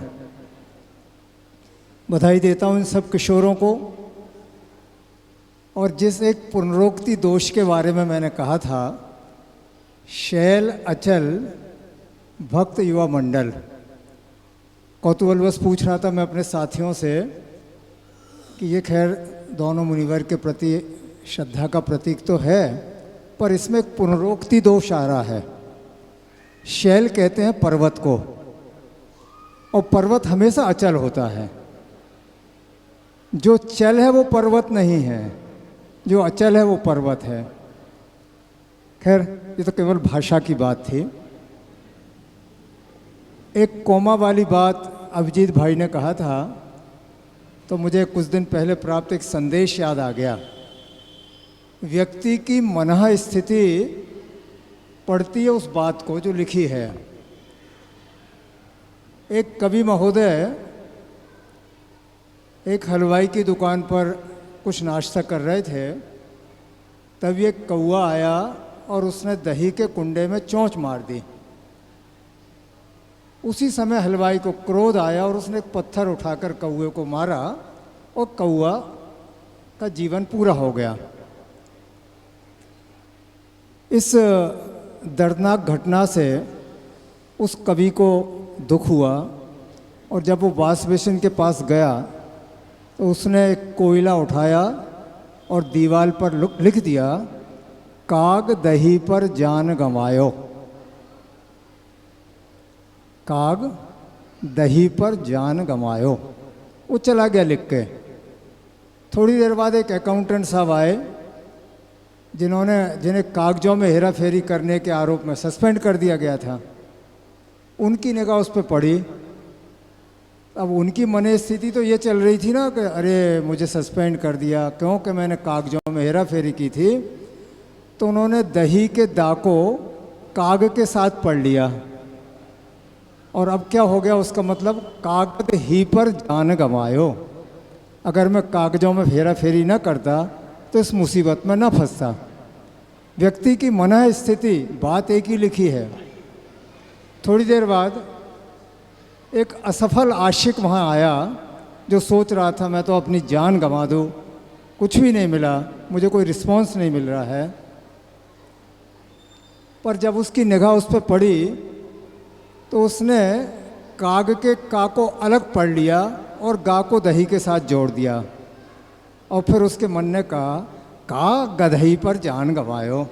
अरे मैं असफल हो गया तो कोई बात नहीं, कोई बात नहीं, मैं काहे को जान देने की सोच रहा हूँ। तो ये व्यक्ति की मनः स्थिति है, लेकिन हमें सही संदर्भों में देखना चाहिए। इस प्रतियोगिता में सबसे बड़ी बात जो है, कल तो आपको विषय दे दिए गए थे, आप अपनी तैयारी के साथ आए थे और आज आपको तात्कालिक रूप से सोच कर देना था। तो निश्चित रूप से आप सब 20 लोगों के कौशल की परीक्षा थी और बहुत प्रयास किया आपने सफलता को छूने का, और असफल तो बिल्कुल नहीं हुए, आपने अपना श्रेष्ठ प्रस्तुत किया है। एक बात मुझसे कही गई थी कि अपने एक्सपीरियंस को भी शेयर करें। मैं अक्सर कहता हूँ, बहुत लोगों को जो शिकायत आती है, जो मन से बोलते हैं कि साहब हम तो तैयारी करके खूब आए थे, पर जैसे ही माइक हमारे हाथ में आया या सामने वालों की निगाह हमसे मिली, हम वो सब भूल गए जो तैयार करके आए थे। मैं वक्ता को सलाह देता हूँ, कभी भी सामने वाले से निगाह ना मिलाएं। अगर हम सामने वाले से निगाह ना मिलाएं तो फिर क्या होगा कि हम ऐसे करके बोलें ना, ऐसे करके तो बोलना ही नहीं है, अन्यथा सदन पर कुछ प्रभाव ही नहीं आएगा। आप उसकी आंख पर ना देखें, आप उसके बालों पर देखते हुए अपनी निगाह को निकालें। उसे तो ये भ्रम रहेगा कि आप उसके साथ संपर्क बनाए हुए हैं, क्योंकि वक्ता और श्रोता के बीच अगर संपर्क नहीं रहेगा, तादात्म्य स्थापित नहीं होगा, तो फिर आप वो पड़ोसी से बात करने लगेगा और तब आप उखड़ जाएंगे। इसलिए वक्ता से श्रोता से अपना तादात्म्य स्थापित रखें। और तीसरी बात, जो कुछ आपकी तैयारी है ऐसा मानकर आएं कि जो सामने बैठे हैं उन्हें कुछ भी नहीं आता है और इस विषय पर तो वे कुछ भी नहीं जानते हैं, केवल आप ही हैं जो सर्वश्रेष्ठ जानते हैं। और फिर धड़ल्ले से पूरे विश्वास के साथ अपनी बात कहिए। विषय वस्तु के साथ साथ विश्वास भी बहुत ज़रूरी है, अभिव्यक्ति भी बहुत ज़रूरी है, और अपनी बात तो अच्छी भाषा में कहना ही चाहिए। तो भाषा शैली भी बहुत अच्छी है। हमारे समाज के जो मंत्री जी हैं, इतने वर्षों में आप इनसे काफ़ी कुछ सीख चुके होंगे। सीखिए सीखिए सीखिए, एक साक्षात जानकार अपने साथ में है। मुझे मौका दिया उसके लिए बहुत बहुत धन्यवाद। और मधुर तो सही में बहुत मधुर बोलता है, मैं उसे बहुत बधाई देता हूँ। बहुत अपेक्षाएं हैं, आइए संभालिए इसे दोबारा। जोरदार तालियों के बीच हमारे अंतिम निर्णायक अंकित भैया आए और अपना वक्तव्य रखें। बोली चिंतामणि पार्श्वनाथ भगवान की। कोई यदि बैठकर आपको सुन रहा है तो उसका ये कतई मतलब नहीं है कि उसे ज़्यादा सुनाओ। एक सीमा तक हम सुन सकते हैं और जब सीमा के पार हो जाता है तो फिर हम सहने लगते हैं। अब मैं उसी स्थिति में आ गया हूँ। खैर, आप मेरी लाज रखिएगा। तात्कालिक भाषण में बहुत खुश हूँ कल से, और मेरे इन सभी छोटे भाइयों को बहुत बहुत धन्यवाद। एक बहुत पुरानी विधा है और मेरा ऐसा मानना है कि इस विधा में जो पारंगत हो जाता है वो अपने निजी जीवन में भी सफल हो सकता है। वो कैसे कि हम बहुत सारी चीज़ों की बहुत सारी तैयारियां करते हैं, बोलने की, कभी घर में कोई आयोजन होता है उसकी करते हैं, लेकिन कई बार समस्याएं अचानक आती हैं, हम उनसे घिर जाते हैं, परिवार में दो चार होते हैं, और तात्कालिक भाषण हमारी उस प्रतिभा में निखार लाता है कि हम किसी परिस्थिति जो अचानक हमारे सामने आई है हम उससे कैसे निपटेंगे। बस यही प्रतिभागियों के सामने संकट था कि उस पर्ची में जो हाइकू लिखा है आखिर हमें उस पर क्या बोलना है। ये तात्कालिक संकट था और उस तात्कालिक संकट से 20 के 20 सभी प्रतिभागी बहुत अच्छे से उभरे, और निश्चित मानिएगा आने वाले दिनों में उनके व्यक्तित्व निखार में ये एक मील का पत्थर साबित होगा। विषय का प्रतिपादन बहुत अच्छे ढंग से पुराने निर्णायकों ने किया है और आप सब उनसे कुछ लाभान्वित भी हुए होंगे, ऐसी मुझे आशा है। अब मेरा बोलना उतना सार्थक नहीं है, बस यही कहूँगा कि जो आज जीतेंगे उन्हें बहुत बहुत बधाई। और जैसा कि जब मैं कभी बोलता था और आदरणीय विनय जी अक्सर कहते थे कि कभी हारने पर इतना ध्यान रखिए कि संभावनाएं अभी बरकरार हैं, जीवन में आगे बढ़ने के लिए और बहुत कुछ बचा है। तो जो हारेंगे हारना नहीं कहेंगे, जो कुछ एक अंकों से थोड़े से नीचे रहेंगे उन्हें शुभकामनाएं, और जो जीतेंगे उन्हें बहुत बहुत बधाई। धन्यवाद। जय जिनेन्द्र। तो विलंब की घड़ियां यहाँ समाप्त होने वाली हैं। अब आपके सामने रिजल्ट यहाँ पे घोषित किया जाएगा।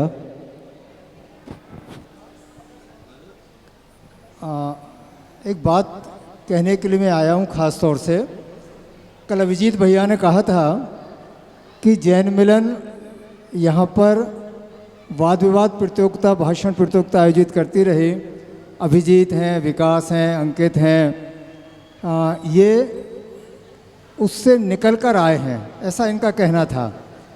उस पर्वत श्रृंखला से बहती हुई नदियाँ हैं ये, जो आप सबको डुबोती रहती हैं अपने आनंद में। और एक दिन हमारे अध्यक्ष जी कह रहे थे कि जब इस स्टेज पर बोध कथा प्रतियोगिता होती थी तो हम छोटे छोटे थे तो उसमें भाग लेते थे। दरअसल ये स्टेज एक पाठशाला है, हम सब अपने बचपन में अनार का बनाना सीखे हैं, बोलने की दृष्टि से आम का बनाना सीखे हैं। जो छोटे छोटे बच्चे हैं मैं उनसे कहता हूँ कि ये प्रतियोगिताएं आपको आगे बढ़ने के लिए बहुत ज़रूरी हैं। सब लोगों की प्रतीक्षा हो रही है। मैं विकास भैया को आमंत्रित कर रहा हूँ, वे परिणाम घोषित करेंगे और बताएंगे आपको कि अब हवाएं ही करेंगी रोशनी का फैसला। अब हवाएं ही करेंगी रोशनी का फैसला, जिस दिए में जान होगी वो दिया रह जाएगा। तो बताएं, विकास भैया बताएं। और एक भाई ने जिसने बताया था कि घर कैसे बनता है, कुछ ऐसे विषय था, तो मैं उससे कहता हूँ कि ईंट गारे से मकान बनता है, ईंट गारे से मकान बनता है, घर मोहब्बत से बना करता है। सबसे पहले तो मैं बधाई देना चाहूँगा इन नवयुवकों को।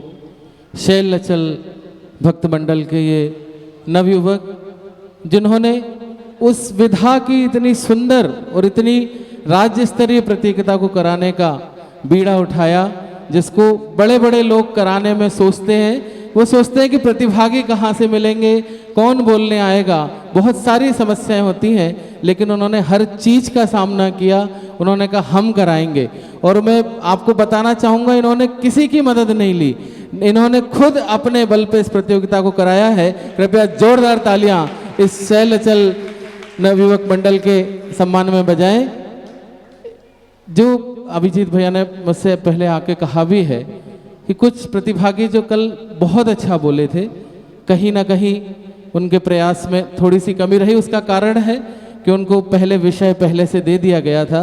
कल एक तरह से वो भाषण प्रतियोगिता का सेमीफाइनल था, लेकिन आज वास्तव में तात्कालिक भाषण थे कि उनको 3 मिनट पहले उनकी विषय की पर्ची दी गई और उसके बाद उनको बोलना पड़ा। तो जो कल कुछ आगे थे वो कुछ पीछे भी हो गए हैं। कुछ हमारी मजबूरी थी, क्योंकि पॉइंट्स हमारे विषय वस्तु के अधिक थे, अभिव्यक्ति के थे, भाषा शैली के थे और जनताओं पर प्रभाव के थे। तो मैं आपके सामने परिणाम घोषित कर रहा हूँ। सबसे पहले हम उनको सम्मान के लिए बुलाएंगे, पुरस्कार प्राप्त करने के लिए बुलाएंगे। मुझे आदरणीय भाई साहब की वो लाइन हमेशा याद रहती है, जब भी वो डिबेट के परिणाम सुनाते थे, हम ऐसे हाथ में ऐसे कर रहे होते थे और वो बुलाते थे जिनमें बहुत आगे बढ़ने की संभावनाएं अधिक हैं।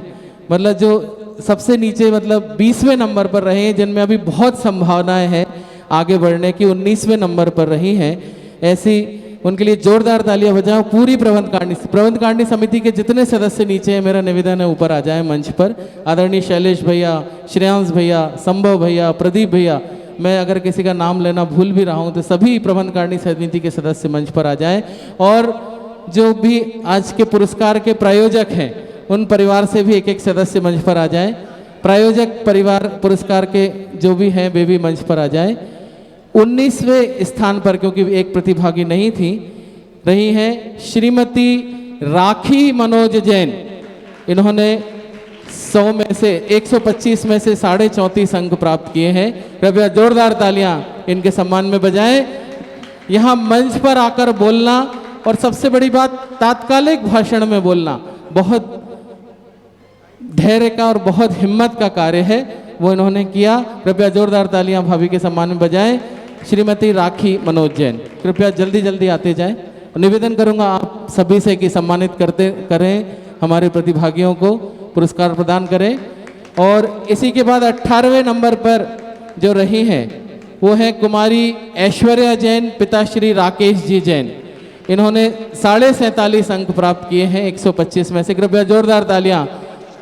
ये रंगमंच की छात्रा हैं, बहुत अच्छी कल इनकी प्रस्तुति थी, आज थोड़ा सा पीछे रह गई। कारण वही तात्कालिक भाषण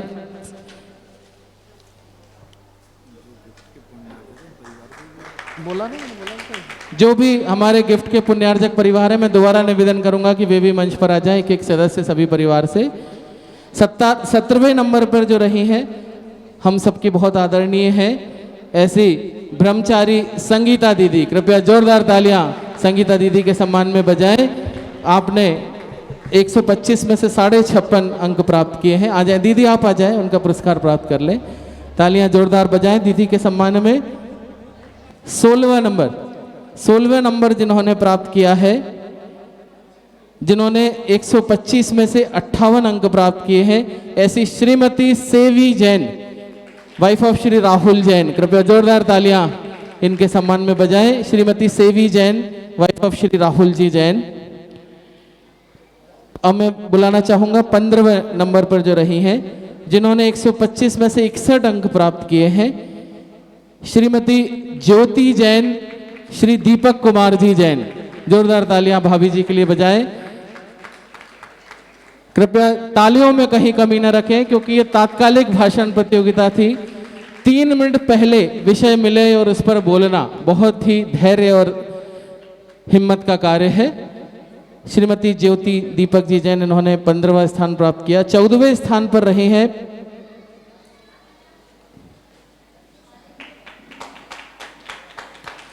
श्रीमती सोनाली शैलेंद्र जैन। कृपया जोरदार तालियां इनके सम्मान में बजाएं। 64 अंक इन्होंने प्राप्त किए हैं। ये भी कल के अपने प्रेजेंटेशन से थोड़ा सा पीछे रही हैं। तात्कालिक भाषण प्रतियोगिता थी, विषय जो मिला उस पर 3 मिनट में तैयारी करके बोली है प्रतिभागियों ने। जोरदार तालियां इनके सम्मान में भी बजाएं। 13वें नंबर पर रही है कुमारी सुरभि श्री दीपेंद्र जी जैन। इन्होंने 125 में से 68 अंक प्राप्त किए हैं। 12वां स्थान जिन्होंने प्राप्त किया है वे हैं, ये भी आपके ही साथ आई हुई हैं, बाहर से ही है, खिमलासा से शायद ये पधारी हैं, कुमारी चंचल जैन श्री संतोष जी जैन। इन्होंने 125 में से 70 अंक प्राप्त किए। इन बहनों को देखिए, ये इतनी दूर से यहाँ इस प्रतियोगिता में आकर इन्होंने भाग लिया है। कृपया जोरदार तालियां इनके सम्मान में बजाएं। 2 दिन से ये यहाँ पर हैं और बीना से, खिमलासा से, इंदौर से, जबलपुर से हमारे बीच ये बहनें पधारी हैं। 11वें जिन्होंने स्थान प्राप्त किया है वो हैं श्रीमान राकेश जी जैन श्री राजेंद्र जी जैन, जिन्होंने 125 में से 72.5 अंक प्राप्त किए हैं। अच्छी प्रस्तुति राकेश भैया की, थोड़ा सा दूसरों से कुछ और पीछे रह गए लेकिन प्रस्तुति अच्छी थी। 10वां स्थान जिन्होंने प्राप्त किया है वो हैं श्री अंकुर जी जैन श्री अनूप जी जैन। श्री अंकुर जी जैन श्री अनूप जी जैन, इन्होंने 125 में से 78.5 अंक प्राप्त किए हैं। जोरदार तालियां अंकुर भैया के लिए बजाएं।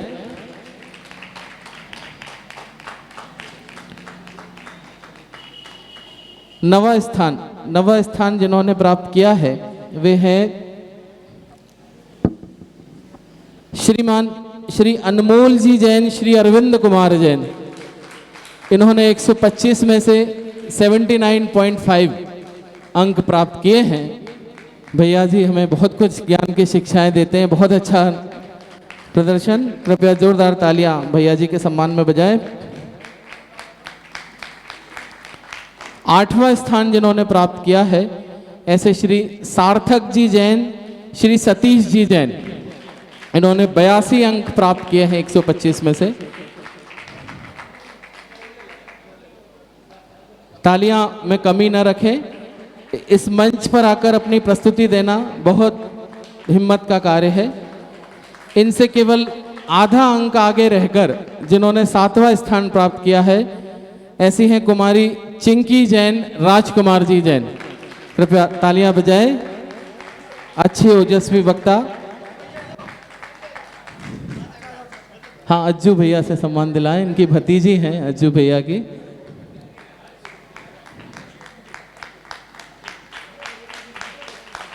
और इनसे आधा अंक आगे रहकर जिन्होंने 6वां स्थान प्राप्त किया, आधे आधे अंक से आगे पीछे हैं अब, ऐसी ओजस्वी वक्ता हैं। कई बार डिबेट में इन्होंने कई स्थान भी प्राप्त किए हैं जैन मिलन की डिबेट में। ऐसी श्रीमती सोनिया जी जैन, वाइफ ऑफ श्री सुमित जी जैन। कृपया जोरदार तालियां भाभी के लिए बजाएं। 6ठे स्थान पर रही हैं 83 अंक के साथ 125 में से। 5वां स्थान जिन्होंने प्राप्त किया है उनके भी बस 1 अंक का फर्क है। ऐसी कुमारी अनुष्का जैन श्री अखिलेश जी जैन। कुमारी अनुष्का जैन श्री अखिलेश जी जैन 85.5 अंक, 85.5 अंक जिन्होंने प्राप्त किए हैं। जोरदार तालियां इस बिटिया के सम्मान में बजाएं। बहुत ओजस्वी वक्ता।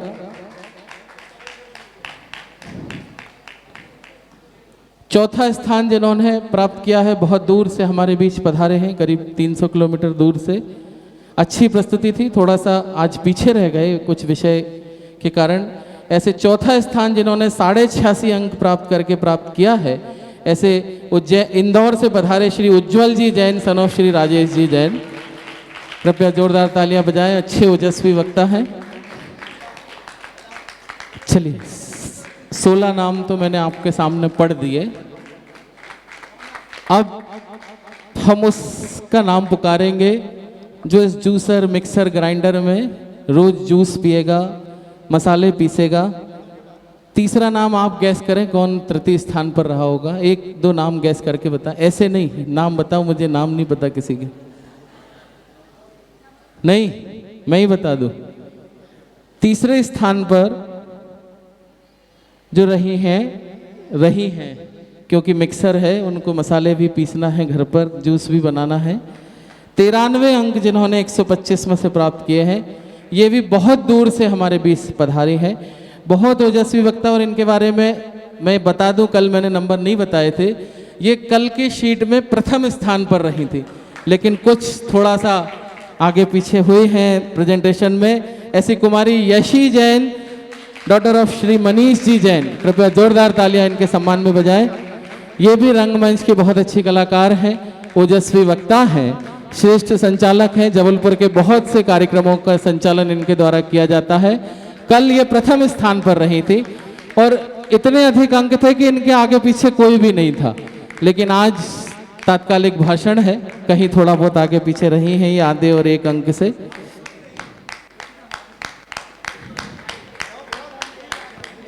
अब द्वितीय स्थान में मेरी मदद करें, हो सक जिससे हमें भी लगे कि जजों ने सही निर्णय दिया है। द्वितीय स्थान में हमारी मदद करें। नाम बताओ, नाम क्या है? मुझे नाम नहीं पता। अच्छा, तनिष्का। चलो एक काम करते हैं, आपकी मान लेते हैं। द्वितीय स्थान प्राप्त किया है कुमारी तनिष्का जैन, डॉटर ऑफ श्री रविंद्र जैन, 97.5 अंक जिन्होंने प्राप्त किए 125 में से। बहुत सुंदर प्रस्तुति, बहुत अच्छा उन्होंने प्रेजेंटेशन किया, बहुत अच्छी अपने विषय को पकड़ा था। उन्होंने प्रथम स्थान प्राप्त किया है। यह फ्रिज यहाँ से लगभग 100 किलोमीटर की दूरी पर गया है, गुना वालों को भी नहीं मिला, जबलपुर वालों को भी नहीं मिला। यह फ्रिज प्रथम पुरस्कार जिन्होंने प्राप्त किया, जिन्होंने 125 में से 98.5 अंक प्राप्त किए हैं, ऐसी कुमारी सिमी जैन, डॉटर ऑफ श्री राजेश जी जैन। कृपया जोरदार तालियां इस बिटिया के सम्मान में बजाएं। बहुत ओजस्वी वक्ता, बहुत अच्छे से अपने विषय की बात को रखा। सेकंड और थर्ड प्रतिभागियों से कुछ आधा 1 अंक से आगे रही। बहुत अच्छी प्रस्तुति, जोरदार तालियां इस बिटिया के सम्मान में बजाएं।